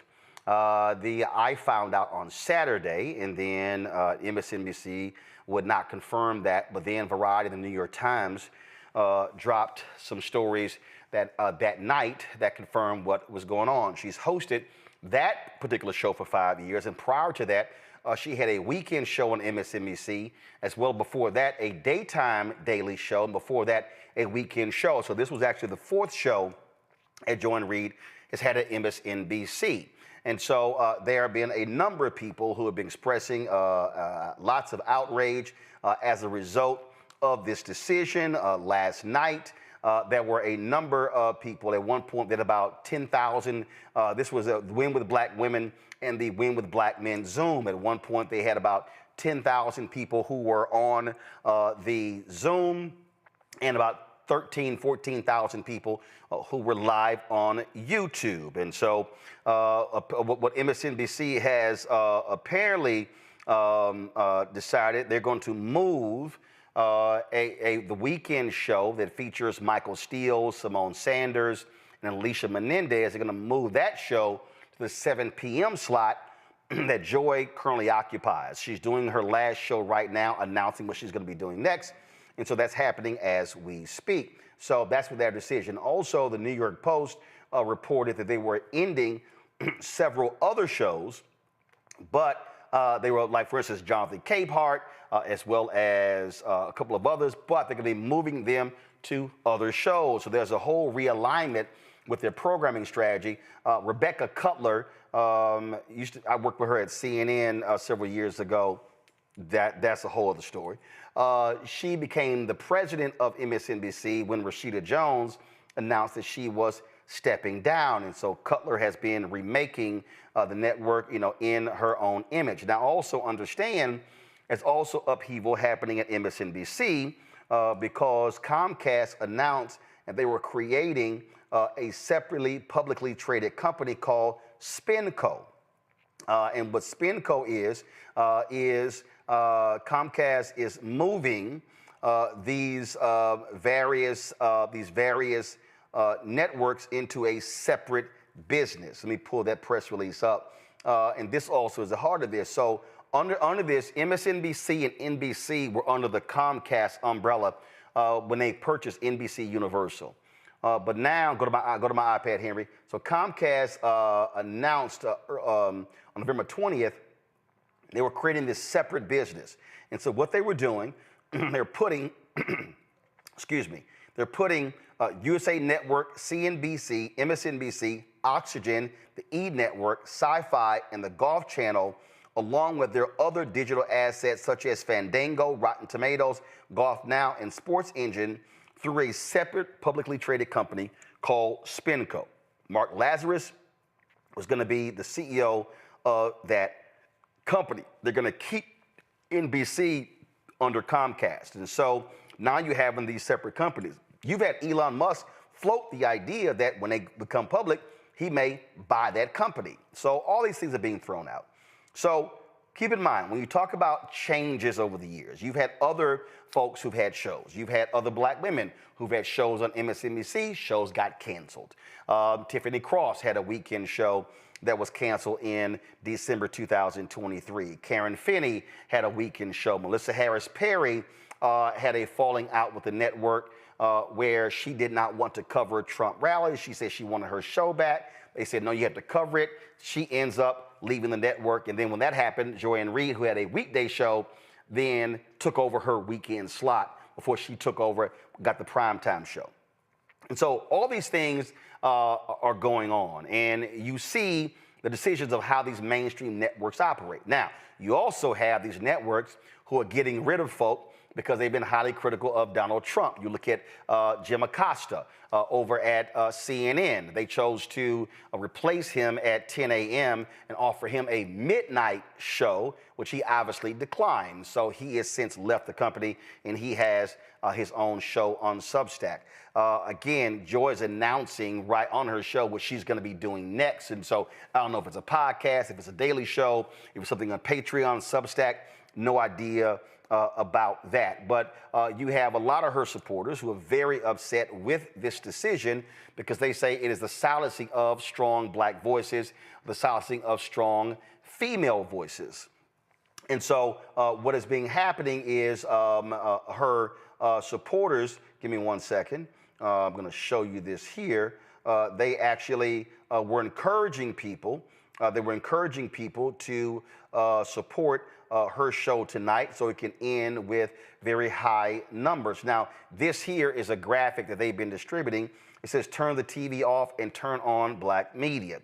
We won't let media conglomerates determine who tells our stories. We need 15 million people tune in for Joy's final show, then turn the TV off. And then they had this other graphic, we need Joy. MSNBC is silencing black voices. We're not letting this go. Call MSNBC at 212-664-4444 and demand they stop erasing black voices from political media. So that is happening. And the thing that we have to understand is that the reality is when you talk about these shows, when you talk about on these networks, the African Americans who have these shows, they don't own the shows. The network does. And the reality is the network decides who they want on for a variety of reasons. And so it's understanding what is going on. It's understanding how the world is changing. It's understanding how these folks are making decisions. And the reality is this, and y'all have heard me say this for a very, very long time. If you do not own it, you only have what we can call leverage and influence. Owners have power. You heard me tell this story before. When Michael Jordan played in the NBA, Michael Jordan, folks talked about how he was the most powerful basketball player in the NBA. And they were actually wrong. Michael Jordan had the most leverage. Michael Jordan had the most influence because Michael Jordan could put butts in the seats.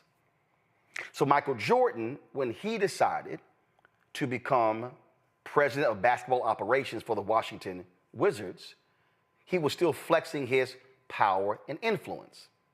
Then Michael decided to come back and play for 2 seasons.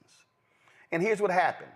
After Michael played his second season, Michael then chose to retire.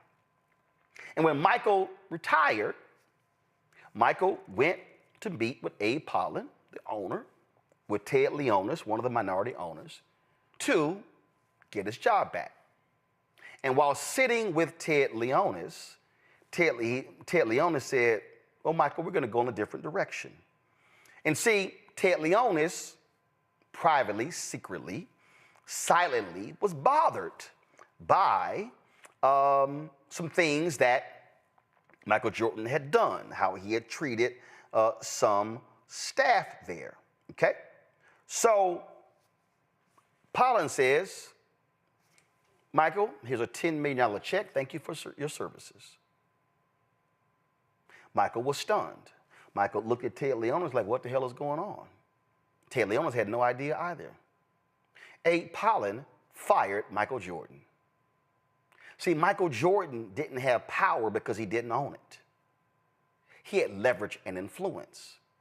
And Michael stormed out of the meeting, $10 million check sitting on the table, got in his Jaguar and drove off. So when you see that photo of Michael Jordan behind the wheel of his Jaguar, top down, he was leaving the parking lot. Later, Michael Jordan tried to buy the Milwaukee Bucks. He was rebuffed. He later ended up buying the Charlotte Hornets from Bob Johnson. When Michael Jordan did that, he was the majority owner. Then Michael had power. What am I saying? What I'm saying is when we talk about these shows, whether they are on CNN or MSNBC, whether they are on any of these networks, in fact, whether somebody has a show on my network, the reality is they may have leverage, they may have influence, but they actually don't have power because they don't own it. When you own it, you decide who's on and who's not. You decide how much they get paid, you decide what they do. And so we are here where we are because Frederick Douglass owned the North Star, because Robert Abbott owned the Chicago Defender, because the owners of the Pittsburgh Courier, the owners of Ebony, Jet was John H. Johnson. Earl Graves owned Black Enterprise. Ed Lewis and others owned Essence Magazine. I can go on and on and on. What we have to recognize is that it's important to have black voices in mainstream media. But the fact of the matter is, mainstream media, mainstream white media, largely led by white executives, are going to make decisions that they want to make. And so what we can never do, while I absolutely support brothers and sisters and have fought for them to get mainstream jobs, what we can never do is allow black-owned media to die and perish. Because if that happens, then there is no place for us to have the unadulterated, the unfiltered truth when it comes to our issues. We must recognize that when we talk about Black-owned media, it also means hiring people behind the scenes, hiring people who are editors and directors and videographers and video playback and associate producers and production assistants and on and on and on. This should be a wake-up call to every brother and sister that those jobs are temporary. They're short-term. And it happens at Black-owned media. We're sitting here because TV One, Alfred Liggins, the owner, the CEO of Urban One, decided to cancel News One Now. And when Alfred Liggins sat me in his office in December, I think it was December 2nd, 2017, or December 9th, I can't remember, to tell me the show was being canceled, did I flinch? Nope. Did I cry? Nope. Was there a punch to the gut? Nope.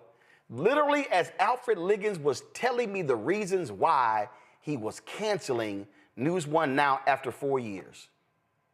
And before that, I had Washington Watch for 4 years. As he was talking, I was planning. As he was talking, I was plotting. We walked out of that meeting. I was sitting, D'Angela Proctor, went to high school with her. She was a senior executive at TV One. She was sitting next to me, and we went to her office, and she was like, I'm stunned.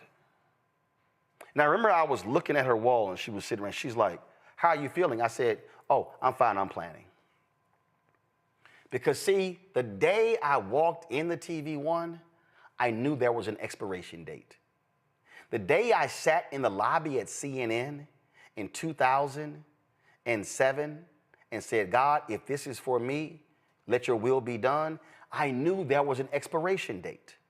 So I want all of us to understand that we should be rightfully upset when one of our favorite voices is no longer on one of those mainstream platforms.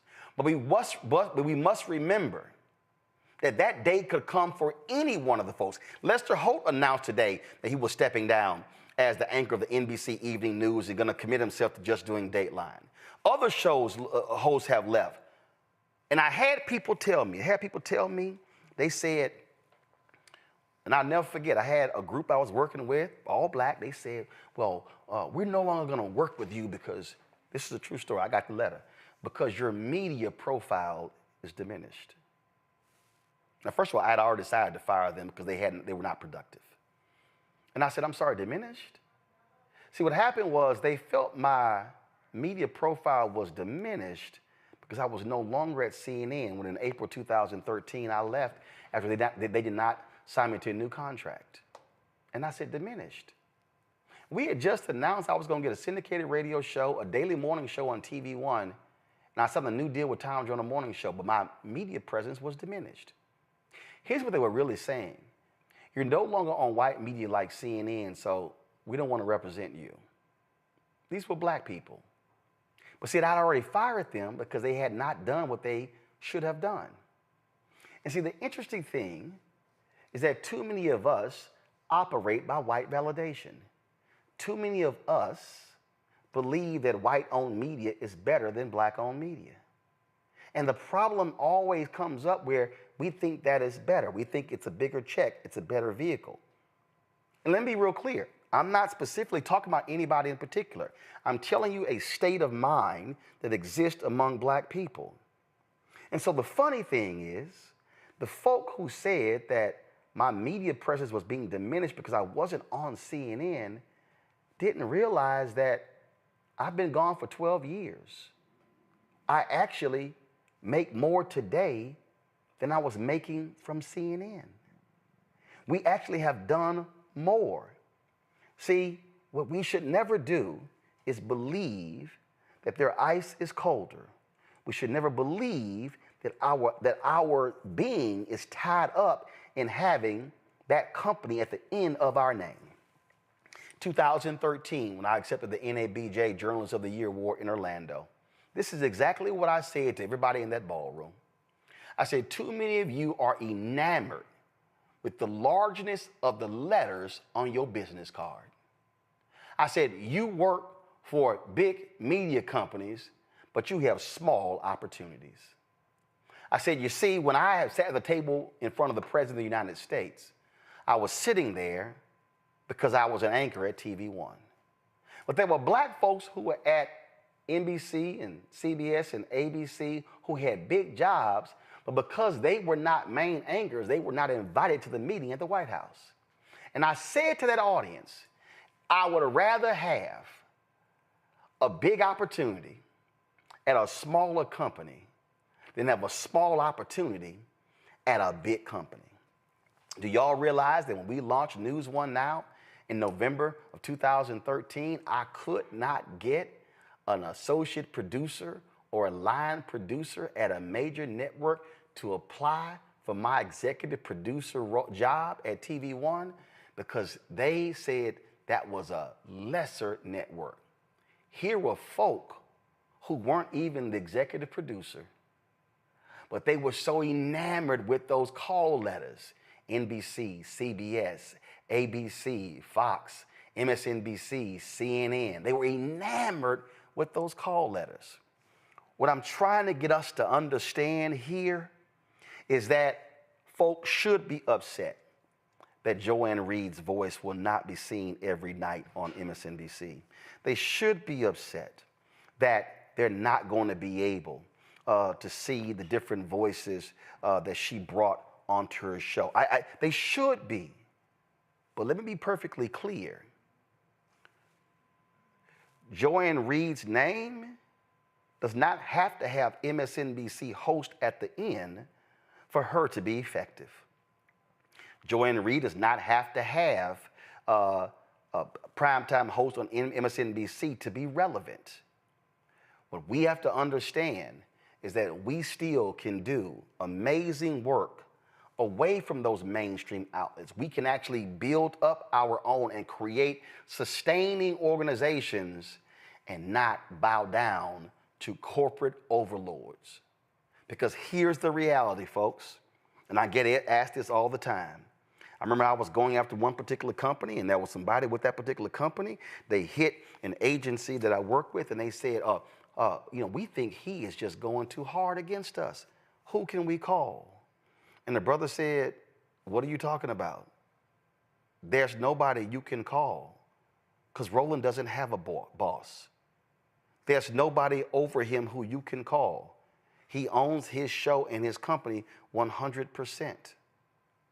I had to explain to them that if you're upset with my commentary, that's your problem. Because on the corporate hierarchy here at the Black Star Network, the only person above me is God. And the only person who can cancel me is God. Not Rebecca Cutler, not Mark Lazarus, not MSNBC. And so that's what I would say to Joy Reid, to Tiffany Cross, to anybody else. When we become owners, when we control our voice and control our destiny, and we do what Freedom's Journal says, and we have it on our wall, what they wrote on March 16, 1827, the nation's first black newspaper. They wrote, we wish to plead our own cause. Too long have others spoken for us. That has been the mantra of the black press since March 16, 1827. And so the message to Joy Reid and to every black person who's been laid off and let go from a mainstream media organization, let me be abundantly clear. Your life is not over. Your voice is not silenced.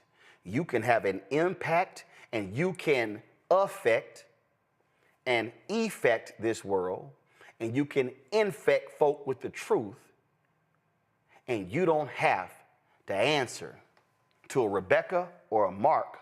All you have to do is have faith in yourself and rise above that moment and understand that that job is now in your rearview mirror, and there is an open road ahead, and you can choose to do whatever you want to do on that open road and truly say what you always wanted to say, because no longer do they get to tell you what you can and cannot discuss.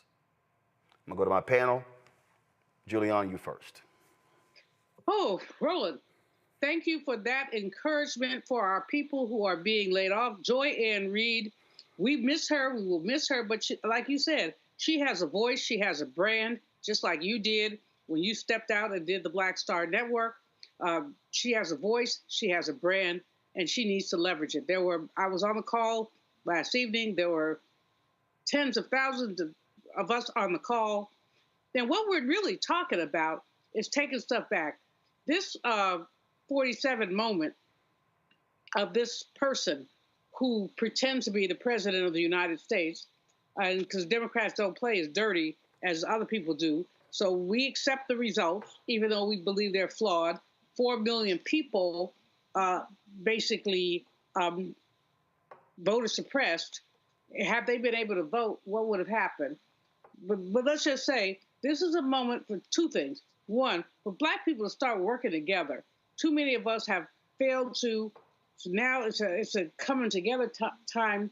But the other thing, the other time it is a time for us to look at the strength of our organizations, the strength of what we have.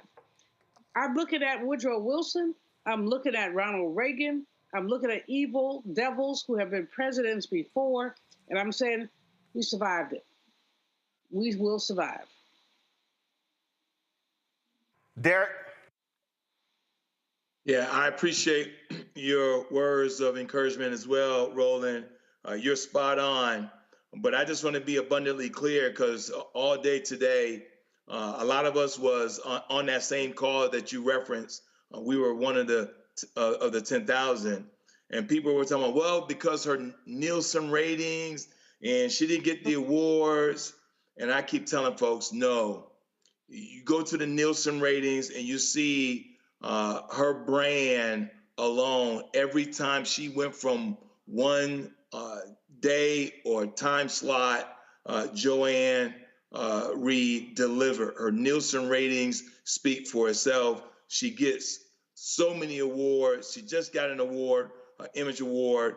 And so I tell folks, stop pushing somebody else's narrative. This was strictly about power and control. And Roland, you're spot on. We don't need somebody else to validate us. Absolutely. John Quill. And my soror, Joy Reid, this particular season in your life is meant for you to use your God-given gifts, which is to be a voice, right? A voice that speaks up for our communities, for our peoples, a voice that speaks up against injustices, that calls out people in many of the same ways as Roland Martin does. But the difference is that now you have the opportunity to use your platform and your ability to impact millions of people by the means of ownership, and frankly, by any way that you want to.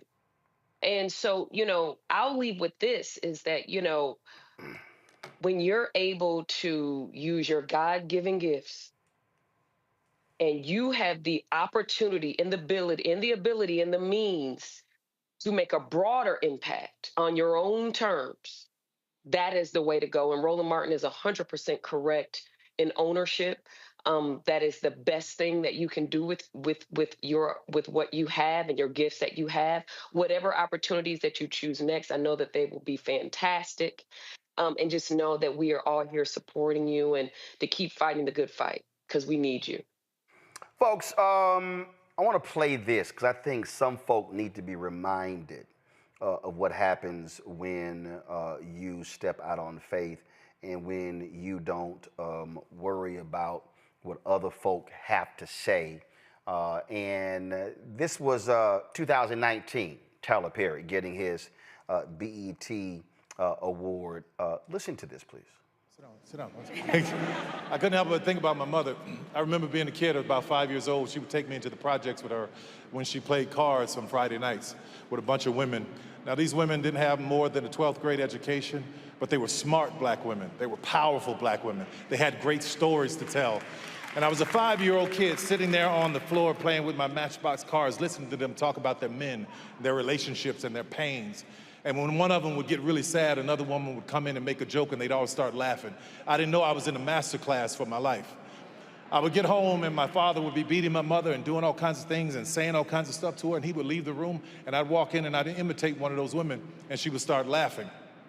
There was a power in that I didn't really get until I got older. I remember being about 11, 12 years old on my way to my new school, and I got to this intersection. I had to walk past pimps, prostitutes, literally walk through a graveyard, get to this intersection, 6-lane intersection, and there was a man standing there saying, "Will someone help me cross? Will someone help me cross?" And there were all of these people that kept passing by him and passing by him. I said, "I'll help you cross." So he told me he was going to my school and he was going to sell candy there. That's how he made his living. So I helped him cross the street to get there. We became good friends. His name was Mr. Butler. That moment reminded me of my mother, bringing her out of pain into laughter to help her cross. My first 10 movies were all about her subconsciously, wanting her to know that she was worthy, wanting black women to know you're worthy, you're special, you're powerful, you're amazing. All of that was about helping her cross. When I started hiring people like Taraji and Viola Davis and Idris Elba, they couldn't get jobs in this town, but God blessed me to be in a position to be able to hire them. I was trying to help somebody cross. When I built my studio, I built it in a neighborhood that is one of the poorest black neighborhoods in Atlanta, so the young black kids can see that a black man did that and they can do it too. I was trying to help somebody cross. That studio was once a Confederate Army base, and I want you to hear this, which meant that there was Confederate soldiers on that base plotting and planning on how to keep 3.9 million Negroes enslaved. Now that land is owned by one Negro.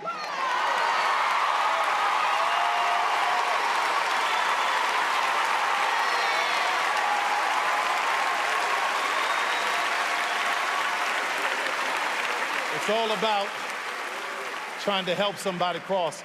While everybody was fighting for a seat at the table, talking about Oscar so white, I said, y'all go ahead and do that. But while you fighting for a seat at the table, I'll be down in Atlanta building my own. Because what I know for sure is that if I could just build this table, God would prepare it for me in the presence of my enemies.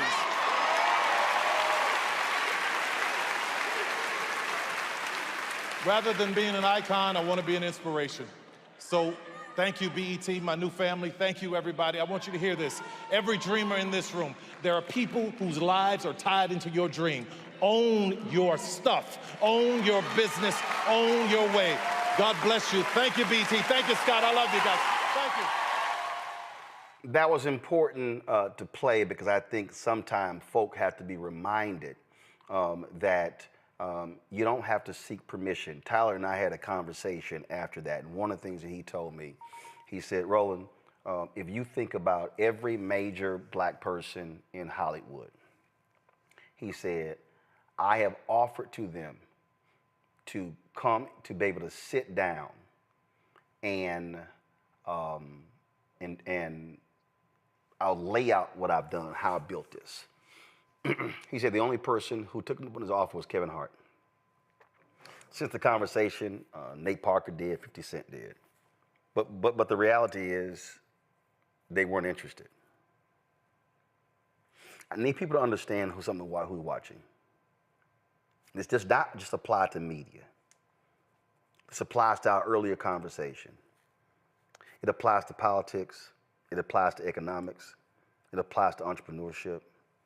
It applies to social justice. It applies to how do we transform our communities.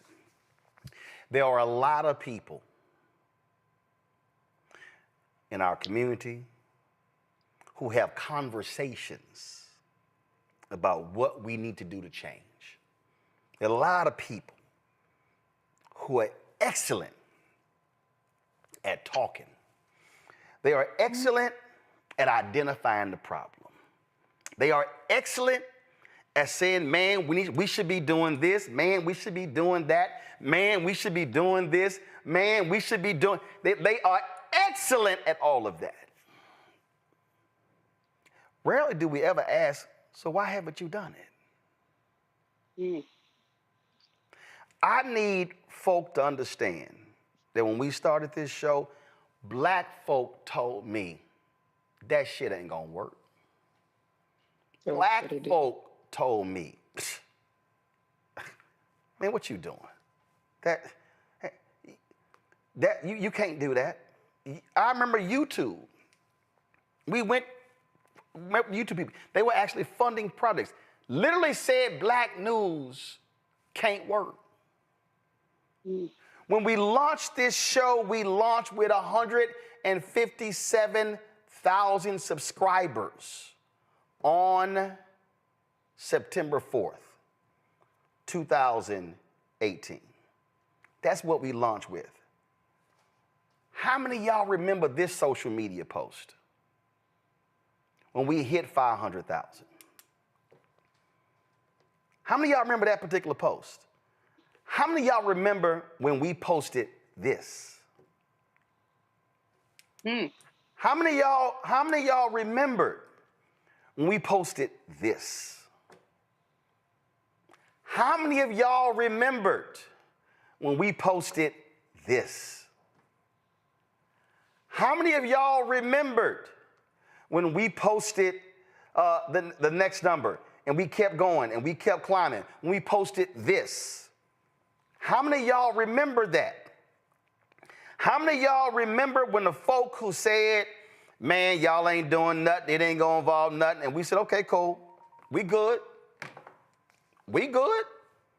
Y'all, folks said, you this and you that, and you boule and you bougie, and you this, and I'm like, okay, cool.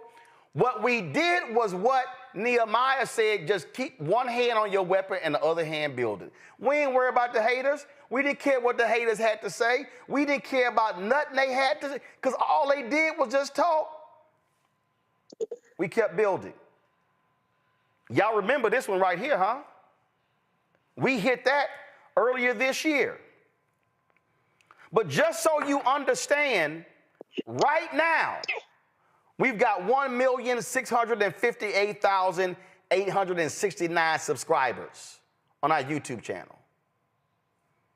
In the last 28 days, we've had 32.5 million views. This is just on YouTube. In the last 28 days, 85,000 new subscribers. In the last 28 days, the watch time, 6.7 million hours of watch time.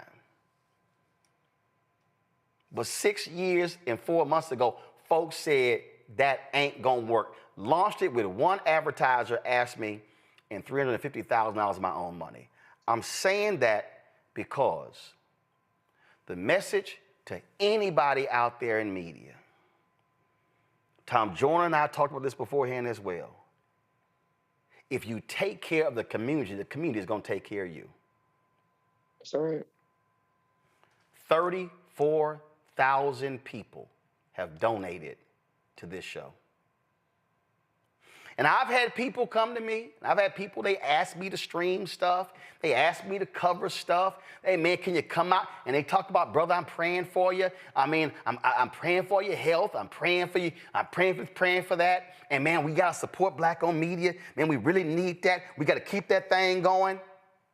So then I called my man Keenan, who handles our digital operations. I said, Keenan, can you check the roll to see if their name is mentioned? Keenan, can you check the roll to see if they donated? And 99.9% of the time, Keenan will hit me and be like, I don't see their name. Folk who will stand there and talk about, oh man, we gotta have this. It's amazing. We never see their name because they never gave. Now again, they want me to cover their stuff. They want me to show up. They want us to do this, but they ain't contributed nothing. They ain't done nothing. They ain't done any of that. And remember when I told y'all, remember when I told y'all why we need modern day Nehemiahs? And when I told y'all that history will always remember the folk who stood with you, not the folk like in Nehemiah, who was on the outside the gate saying, y'all can't do it. They're going to remember the builders. And if y'all think I'm lying, all you got to do is when you go to Nehemiah chapter 3, it says it right here. This gate was rebuilt by the sons of Hassaniah. They laid its beams and put its doors and bolts and bars in place. Then it says, Miramoth, son of Uriah, repaired the next section. And this who did the repairs for the next section. And it says the next section. And it says the Deshana gate was repaired by, boom. They laid its beams and put its doors with their bolts and bars in place. You read Nehemiah 3 and 4, it's going to tell you they name all of the people who helped rebuild the wall. So I hope y'all now understand why every Friday we run the names of the people. Control room, get it ready. We run the names of the people who gave 10,000, 5,000, 1,000, 500, 250, 200, 100, 50, 40, 30, 20, 10, 5, 1. They are the people who can take credit for helping build the Black Star Network. And when we as Black people take full accountability and are willing to put our money where our mouth is, if we are willing to actually engage in the action, there's nothing that we cannot build. And I can tell you right now, we can build a network as big as CNN, bigger than MSNBC, bigger than what's out here. We've got to first have the faith in God to do it. Second, the faith in ourselves. And thirdly, we got to be willing to do the work to build. So let me thank John Quell. Let me thank Derek. Let me thank Julian for being here. I appreciate it. I appreciate the folks who are on our panel every single night who make this possible. But I also want the folk watching to understand we can do it. Joy can do it. Tiffany can do it. Angela Rye can do it. We can all do it. And what also has to happen is folk also work together in concert to actually make it happen. Your support is critical to our success. So if you want to allow us to do what we do, contribute to our Bring the Funk fan club. We make it real simple. The target goal is to get 20,000 people contributing on average $50 each a year. It's $4.19 a month, 13 cents a day. You can do that by utilizing the Stripe QR code. Cash App cancel our accounts because we are an Inc., but you have to be an LLC. So if you want to contribute via Cash App, use the Stripe QR code. It's right there. Click the Cash App button to continue to contribute. You can send your check and money order, P.O. Box 57196, Washington, D.C., 20037-0196. PayPal, R. Martin Unfiltered. It's paypal.me/R. Martin Unfiltered. Put that in your signature, in your signature line in Google. Venmo is venmo.com/RM Unfiltered. Zelle, Roland@RolandSMartin.com, Roland@RolandMartinUnfiltered.com. If you want to get my book, White Fear, How the Browning of America is Making White Folks Lose Their Minds, when you buy that book, that money is vested back into the show. Bookstores, you can get it, or also get the audio version unaudible. When you get our merchandise, the money from merchandise goes back into the show. And so go to RolandMartin.creator-spring.com for the actual merchandise as well. And download our Black Star Network app, Apple phone, Android phone, Apple TV, Android TV, Roku, Amazon Fire TV, Xbox One, Samsung Smart TV. Tell your friends and family to subscribe to our channel. We want to hit 2 million subscribers. So just go to youtube.com/Roland S. Martin, click subscribe. That's all they got to do. And so that's because we launched a new show with Jameer Burley and Bria Baker. I want to launch 3 other shows this year, and this is what it's all about. Not having to ask somebody for permission to talk about what our concerns are. So that's what we're actually trying to do. All y'all YouTube folks, it's 8,000 of y'all, hit that like button. When you hit the like button, y'all, that impacts the algorithm. So right now, we got 3,600 likes. How do we have 8,000 people watching live right now and we don't have 8,000 likes? Now, I know some haters in there. We should easily have 6,000 or 7,000 likes. So y'all should be hitting that like button before I sign off. Now, I put this commercial together because here's the deal. I don't know what Joy's next thing is. I don't know if she's launching a daily show. I don't know. I'll get that update. But here's the deal. We put this together for the folk who, if you watch her show every night, guess what? Want to turn MSNBC off? And you know what? We here every single night. Roll it. But we begin tonight with the people who are really running the country right now. Now, Trump is often wrong and misleading about a lot of things, but especially about history. Donald Trump falling in line with President Elon Musk. In the wake of the unsettling news that MSNBC has canceled Joy Reid's primetime show, The Readout, Roland Martin and the Black Star Network would like to extend an invitation to all of the fans of Joy Reid's MSNBC show to join us every night to watch Roland Martin Unfiltered, streaming on the Black Star Network for news, discussion of the issues that matter to you, and the latest updates on the twice impeached, criminally convicted felon-in-chief Donald Trump and his unprecedented assault on democracy, as well as co-president Elon Musk's takeover of the federal government. The Black Star Network stands with Joy Reid and all folks who understand the power of black voices in media. We must come together and never forget that information is power. Be sure to watch Roland Martin Unfiltered weeknights, 6 p.m. Eastern at youtube.com/Roland S. Martin or download the Black Star Network app. Folks, this is all about us building. After we roll all of our donors, we're going to restream the program that we streamed earlier with Isaac Hayes and Fanbase. If you want to download Fanbase, this is a perfect example. Why are we still sitting here on Clubhouse when we got audio rooms on Fanbase? We can be posting images on Fanbase. We can be they're working on a microblogging site called Spark that replaces Twitter. Bottom line, y'all, we should be supporting, building up, and investing in a black-owned app as opposed to us just being consumers. So download the app, Fanbase, or you're going to invest, go to startengine.com/Fanbase for more information. Folks, y'all see, I'm rocking Black on Media Matters, hashtag Black on Media Matters. Use that, post that, because what we're building allows us to tell our story, and we got to ask nobody for permission. I'm going to see y'all tomorrow. Holla!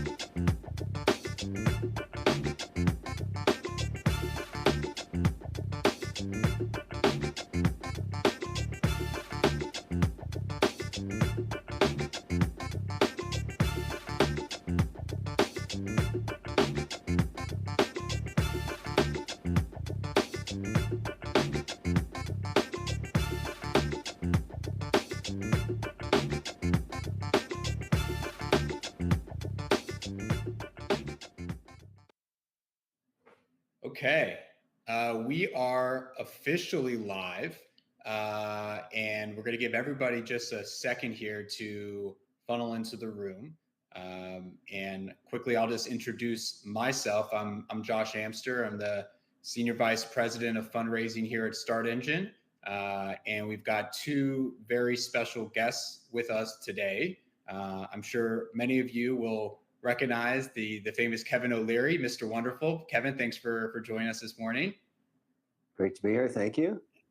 And then we have Isaac Hayes III. Isaac is the founder and CEO of Fanbase, who is the company that we are going to be focusing on for today's conversation. So, Isaac, thank you for joining us as well. Thank you for having me. Absolutely. So great. So today's conversation, we're going to go into a few different topics related to Fanbase and the social media industry as a whole. We are going to take some questions as well. So if you're in the audience, please feel free to submit questions to our team. We'll make sure to get to as many of those as we can during the course of our conversation. But I thought first, as just a starting point, Isaac, if you don't mind just talking to us about Fanbase and why you started Fanbase and what it does, and then we can go from there. Yeah, well, Fanbase is a next-gen social media platform that allows any person to monetize from day one. It has 6 content verticals, which are just posting stories live, long-form content, audio chat rooms, and short-form content like what you would think Reels and TikTok videos are. And it's monetized for every single person on the planet. I wanted to remove the barriers that creators have to monetize content, and I wanted to create something that did not suppress the visibility and reach of people that use social media just based on the fact that sometimes advertising gets in the way and limits the reach of creators online.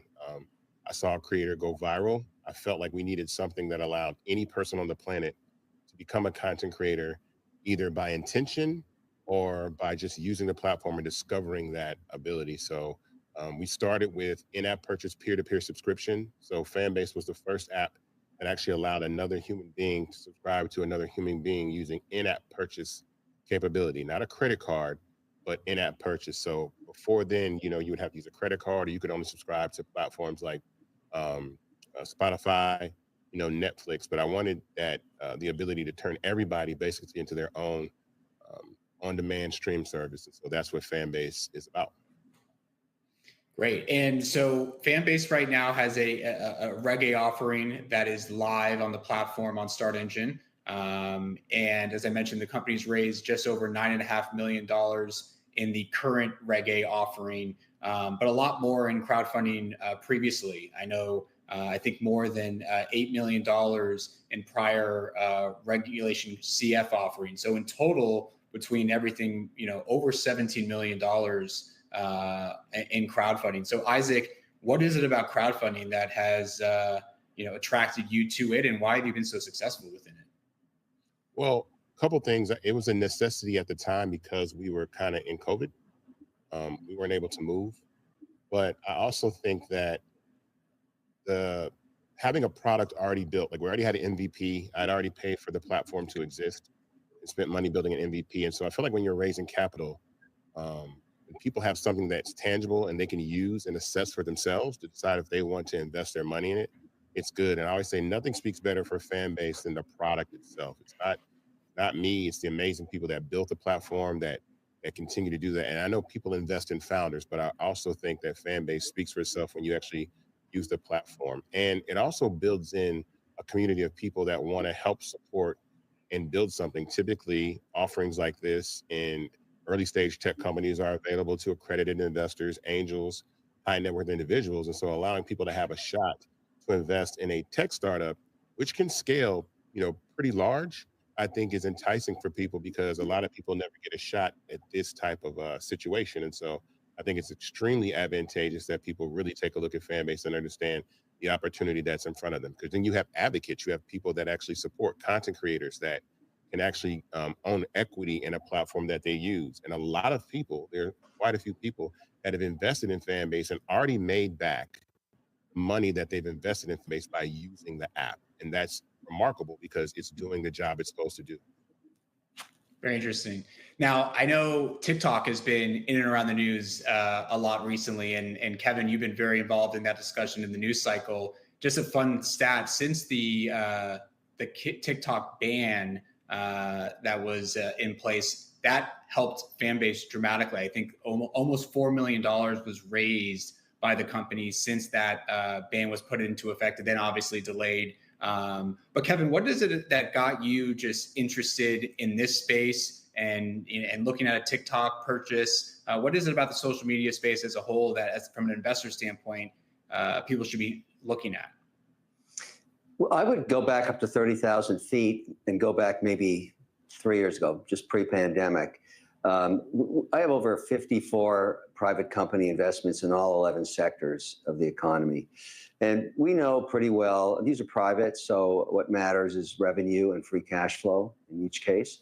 So we have a pretty good idea of where the pain points are in each business, no matter if it's insecticide or commercial kitchens for airlines or wireless charging. They have two challenges always. How do they acquire new customers? And they call that CAC these days, customer acquisition cost. And how do they best spend their advertising dollars, ROAS, return on ad spend? Those are two metrics that have become within the nomenclature of every sector of the economy now. I don't care if you're Nike, you care about that. And social media in the last 3 years is the fastest growing spend for acquiring customers and maintaining communities. And so what's very difficult to do and I think Fanbase has achieved that, is to get some kind of critical mass, to actually form a community that advertises to itself effectively. It says, look, this platform, I'm a creator on this platform, and I monetize on it. And it's worth my time when I get up in the morning and spend my 18 hours a day doing whatever I do, because this is a giant digital community It has choices. It can go to any social media site, TikTok included, or Instagram or Facebook or LinkedIn even, or X, whatever, and monetize their business, grow their business, form a community, and figure out a way to live off it. It's actually turning into the fastest growing part of the economy and job creation. And even Congress has started to notice it because the market caps of these companies are over $1 trillion. So you have to try and find, from the investment perspective of this deal, if you can catch the wave early enough and it continues to get scale, because it's like almost like a supernova. It creates its own energy. At some point, there's the critical mass tipping point. And I think that's kind of the story here, and why it's now, whether or not TikTok makes a difference, it may go dark on April 5th. We don't know. But this is achieving success while TikTok's still around. So every social media platform, if TikTok gets shut down, it'll be jump ball for users. So you want to have some level of critical mass the day that occurs, if it occurs, and nobody knows for sure what's going to happen here. But it does show you the importance of building a community where people trust the platform regarding their personal information and their ability to monetize it, because that's what got TikTok in trouble in the first place. And I think that's something that Fanbase has obviously taken to another level by turning their users into investors, right, through the equity crowdfunding solution. Isaac, talk to us a little bit about this, the brands that is Fanbase, and how big that community is, and just how strong that community is, given everything that you've done in your guys' past. Yeah, so we have over 1.4 million users on the platform. A lot of those came in January just because of that brief ban, and it's brought our MAU up to over 600,000 in January. And so it's really brought a lot of attention to the platform and introduced people to options. I think another thing that really is attractive for Fanbase is the ability to migrate your content. We built something called a content migrator. So that's the ability to take all of your content up to 1,000 posts from either Instagram or TikTok and import them over to Fanbase. So it takes your profile picture, your information, your links, everything, and up to 1,000 posts and brings them into Fanbase. So you're not starting from scratch. And another thing that's really attractive about that is Fanbase has a functionality we call tipping, which is giving love, right? And so you can like something on Fanbase, which is absolutely free. But if you want, you can purchase this digital currency called love and tip people. And so from that perspective, you've instantly put all of your content in a position for it to be monetized, and people can do that. And I think what people will realize is that humans are transactional. We're generous. We will show support, and we will spend money on content that we do appreciate. And I think even a penny at a time, which a Fanbase user receives 50% of that revenue, can add up, because again, a penny doesn't seem like much until 1 million people give you one, right? And then it adds up. And that's just even where we are right now on the platform as we continue to scale. Just posting content, just regular posts, allow people to tip you, allow people to support you. And support is an important part of becoming a content creator. And so the brand of Fanbase is super inclusive. I built this platform to actually be a successor to the legacy platforms that exist, because I feel that I feel like no social media platform is immortal in the sense of relevance, because kids are always going to be on platforms that their parents are not on. And so as soon as my mom got on Facebook, I left Facebook and went to Instagram. And I have a 19-year-old brother who is nowhere on Instagram, because younger people are going to migrate away from older audiences. And so what happens is platforms capture that audience, like TikTok, young kids, and then it starts to trickle up into the older generations, and then that becomes too saturated, and then the audiences start to look for somewhere else to go. So Fanbase is a great alternative in a way that I think I see the vision of what social media is going to be, especially with content. This is something that I said even the last couple of days. I feel like that people are consuming content through large social networks rather than traditional television, right? And I feel like in the future, the way that people consume content is going to be through platforms like YouTube, like Instagram, like TikTok, and whoever owns the infrastructure of those platforms that distribute that content have the ability to be trillion-dollar companies. Now that remains to be seen whether or not that is for Fanbase, but as Kevin mentioned, you have platforms like Meta, which are like $1.7 trillion, right? And so it's really a great opportunity to try to build something disruptive, inclusive, and for every single person. We have questions from the crowd already rolling in here. And Kevin, there's one specific for you here that I think is somewhat relevant to what we were just talking about. And you talked about some of these key terms previously when you were speaking, but what are 3 things that you look for when you're investing in social media companies? I'm looking, number one, for scale. I mean, have they proven their reason to exist? Have they found their niche and they're growing it? So, you know, there's a lot of social media startup ideas out there. There's probably 30, 40 decks floating around. 99% are going to fail. And sometimes it's just serendipitous luck that gets one off the ground. But I don't want to invest in an idea for social media because the probability of success is too low. I'd rather catch the wave after the platform has established its community and it's proven that it has a right to exist, so to speak. Because then the only challenge is, does the CEO have the executional skills along with their team to pour gasoline on the fire? Because once you understand why people come to you, your job is to get more of them. That's it. So you don't have to worry about, do I have to prove this idea out, as has been tried so many times. This idea works, and we have over 1 million followers using the platform. Now we want to get to 100 million. How do we do that? And if you believe that the executional skills exist, then as an investor, all you're doing is saying, go execute. Doesn't mean they'll do it properly or they won't have to pivot, but it's a whole lot more attractive than rolling the dice saying, does this idea even have a chance of existing? And that's why it's way better to pour gas on the fire in social media than it is to try and start from scratch.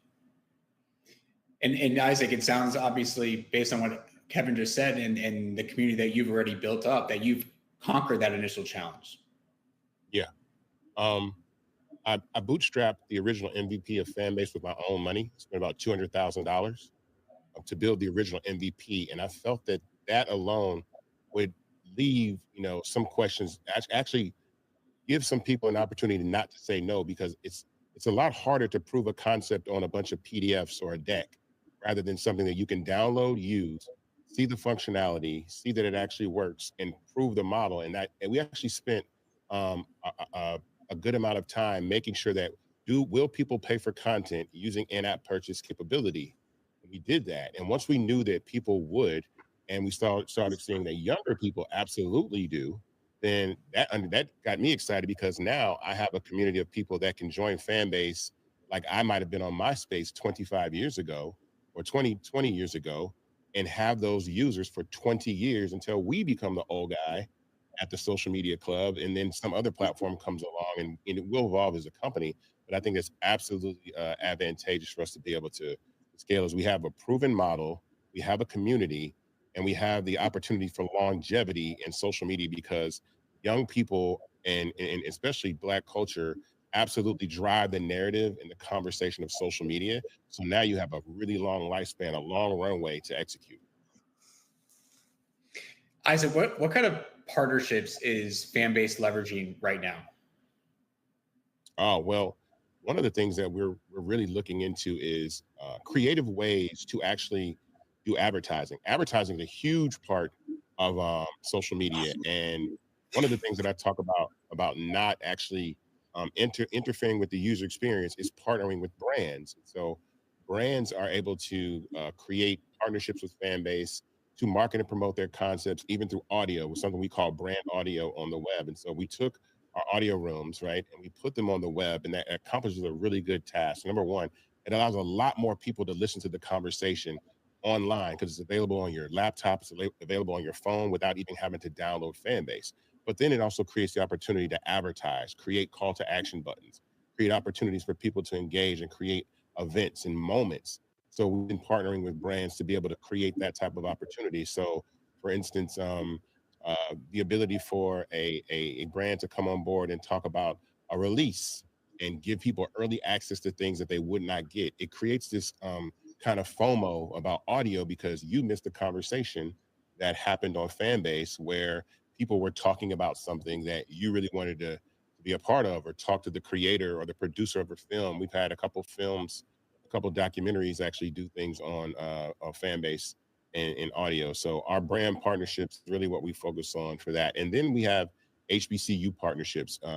We partnered with Apple's Propel for HBCU students right here in Atlanta, Georgia. And I think that's also critical because it gives an opportunity for young people to get a look inside of a tech company, to actually touch and be a part of something and understand what's going on under the hood and inspire them to build great things and great products and great software as well.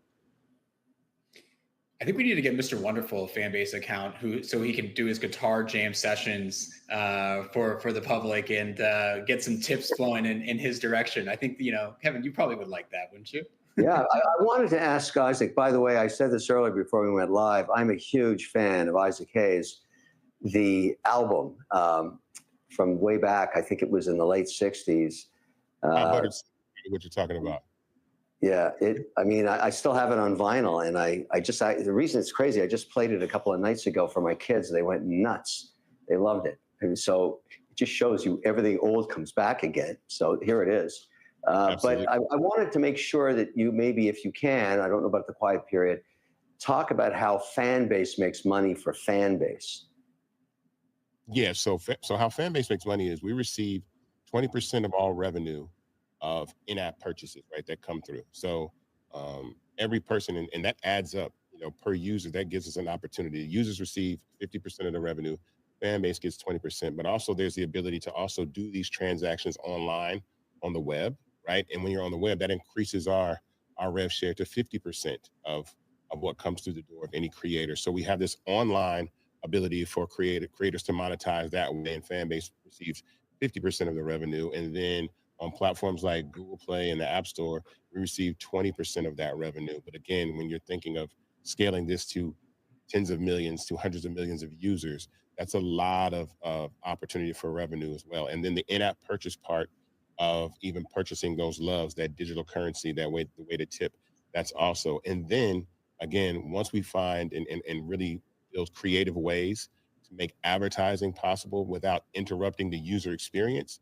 that adds another layer of monetization. And then there's some other things that are built underneath that we haven't talked about in the future for other ways for the company to really make a large amount of money, revenue, just based on the way that we pay creators and how creators get paid, creative ways to do that as well. Kevin, as an investor, what excites you about the expanding social economy? And, what kind of opportunities do you see within this space right now? It's growing faster than traditional media.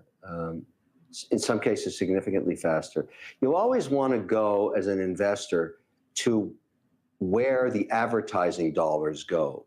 I mean, you got to look at it this way. You got over 300 million consumers domestically. They're awake maybe 14 hours a day. How many minutes of their eyeball time do you get, and where do they go? Because that's where the advertising dollars go to acquire them as customers.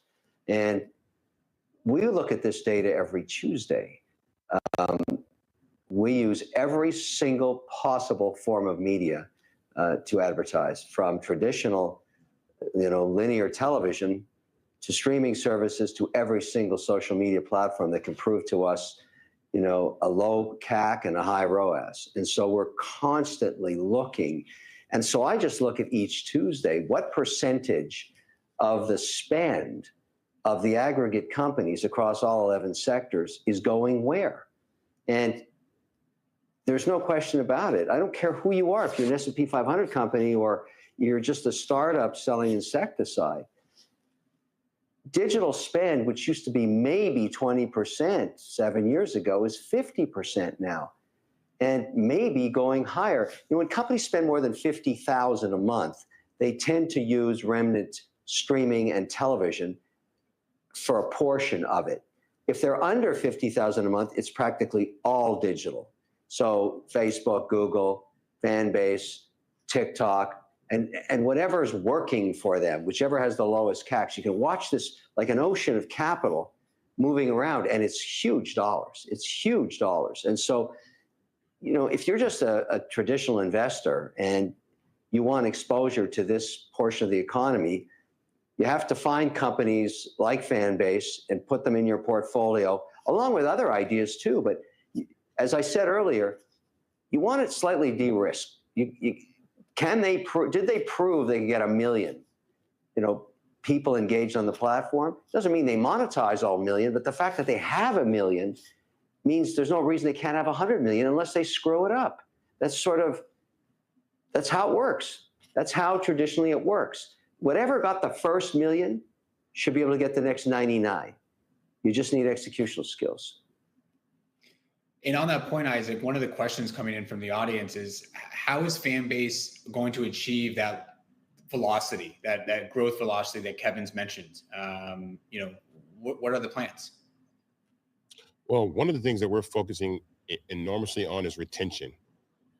Retention is really, you know, the key to scaling a community. Is once you find that perfect recipe of what holds people on a platform longer, like what Kevin was speaking about earlier, is like, how long do people stay on these platforms? This is a battle for people's attention and eyeballs. Like, the average person spends about between 30 to 36 minutes a day on Fanbase, right? And the amazing part about that is that's up there with platforms like YouTube, up there with platforms like Instagram and TikTok. I think audio is a real big addition to that holds people, because people are sitting on the platform all day having these audio conversations. And so we're looking for that sweet spot of retention. So those are things that the functionality that people want, the functionality that people are used to, and then also being innovative, like really creating great product. But once you nail retention and got it, now you can market, because you know that no matter who comes in your platform, you're going to keep a percentage of those people regardless, because you got that retention recipe that just you rinse and repeat. You keep doing over and over and over again, and that allows you to scale. So right now, especially these next 2 quarters, as we close this raise, we're going to continue to focus so much and just really making retention super, super hot. Amazing. And I guess, Kevin, Isaac, first with you, where do you see your industry going in the next couple of years? I know there's a lot that's going to be going on in the next couple of months, but just in the next 2-3 years, where do you see your industry developing? I think that people are wanting to consume content in a non-traditional manner, right? I think people just sitting in front of a screen and watching content is not how we consume content now. Now we want to have a little bit more immersive experiences. We want to be able to chat while we're watching the program. We want to be able to send this with our friends. We want to be able to take it with us where we go. And so I think that a lot of media companies are really going to focus their attention on social media platforms to distribute their content, because a lot of these platforms, legacy platforms, are struggling to retain the attention of people. Like, when you get to younger users, right, between the ages of, like, let's say 13 to 24 years old, right, the younger generation, they're spending about 7% of their time watching traditional television. When you get up to like 35 and up, it's like 45%. So younger people are moving away from traditional television, and they're spending their time watching content, shorter versions of content. I always say that, like, the TV guide of today is your DMs, right? You no longer have to surf the internet anymore or surf online with what you want to watch. Your friends send you the things that you like. And so I think this community-based sharing of content and consuming content is how we're going to, watch and use content in the future. And so that's what I love about Fanbase, because once you build the community, the functionality, depending on whatever media is there, and there's other media out there to get, there's podcasting, there's other things that can be incorporated into a community. And once we have that, again, the sky's the limit on what we can pull in and actually build the way that we distribute content. Again, whoever owns the platforms that distribute the content, right? So whoever owns a piece of the YouTube, a piece of the Instagrams, a piece of the TikToks, right? You're putting yourself in a position to have an opportunity to own part of a platform that can scale, because I don't see any other way that people are going to consume content other than through large social networks with their friends. Kevin, how about you? Anything that maybe Isaac didn't mention there that you also see on the horizon over the next couple of years within this space? I see a continuation of ad dollars going to social platforms. I don't see that trend stopping. It's one of the greatest challenges for linear television right now. I mean, everything's driven by ad dollars. Everything's driven by can you attract capital that people want to invest in your platform to sell their product or service? And that's the whole deal. That's what made television what it was for over 100 years. And the fact that those ad dollars are pursuing other platforms at an ever-increasing rate, not because they're experimenting, they're looking at it from the perspective of returns. So when you invest the $50,000 a week or whatever it is you're doing, and you're getting a 3.5 ROAS, that's pretty hard to get on television. So you continue to do it until you burn it out. And there's a lot of movement and flushing around, and people try to change their messages. And, I think Isaac mentioned this earlier, you don't know what goes viral. It's impossible to do that. But there's so much technology now, we haven't even touched on AI, that is now being applied to creating content that may be more viral as a result of just being more interesting to watch. And certainly our companies are doing that. They're all investing in that. Matter of fact, this tomorrow night I fly down to Miami just to deal on this topic to try and forecast ad spend by platform for the rest of this calendar year. And it's a lot of money. And we're just looking, we're kind of, we're not emotional about it. We're just using analytical tools that we pay for, dashboards that we pay for that scan for results. We were watching this during the election, what platforms were working and kind of tagging along with those digital spends. So this is a really, really big space. And it's not a small, idea anymore. It's a huge idea. And I kind of agree with Isaac that my kids don't watch TV, period. Like zero. So they get their content many different ways and move around until they find a community that they want to be part of. And they're fickle. And so you have to keep your chops up. You got to keep serving up what works. And there's lots of competition, but getting the first million, that's impossible. Once you have that, the rest is execution. I've said it 3 times. Yeah. And Fanbase has it. They already have the first million. So that's a major milestone to clear. Well, guys, I just want to thank both of you for your time and thoughts today. I think it's been a really interesting discussion. It took us 29 minutes to mention AI, by the way. That was probably the first. I'm glad somebody did it, but I'm sure Isaac would have a whole story on that if we had to get into it. Yeah. Well, great. So Kevin, thank you for your time. Isaac, thank you as well. Again, just a reminder for everybody, Fanbase has a live offering on Start Engine right now. You can, there's been a ticker scrolling at the bottom there, invest.fanbase.app.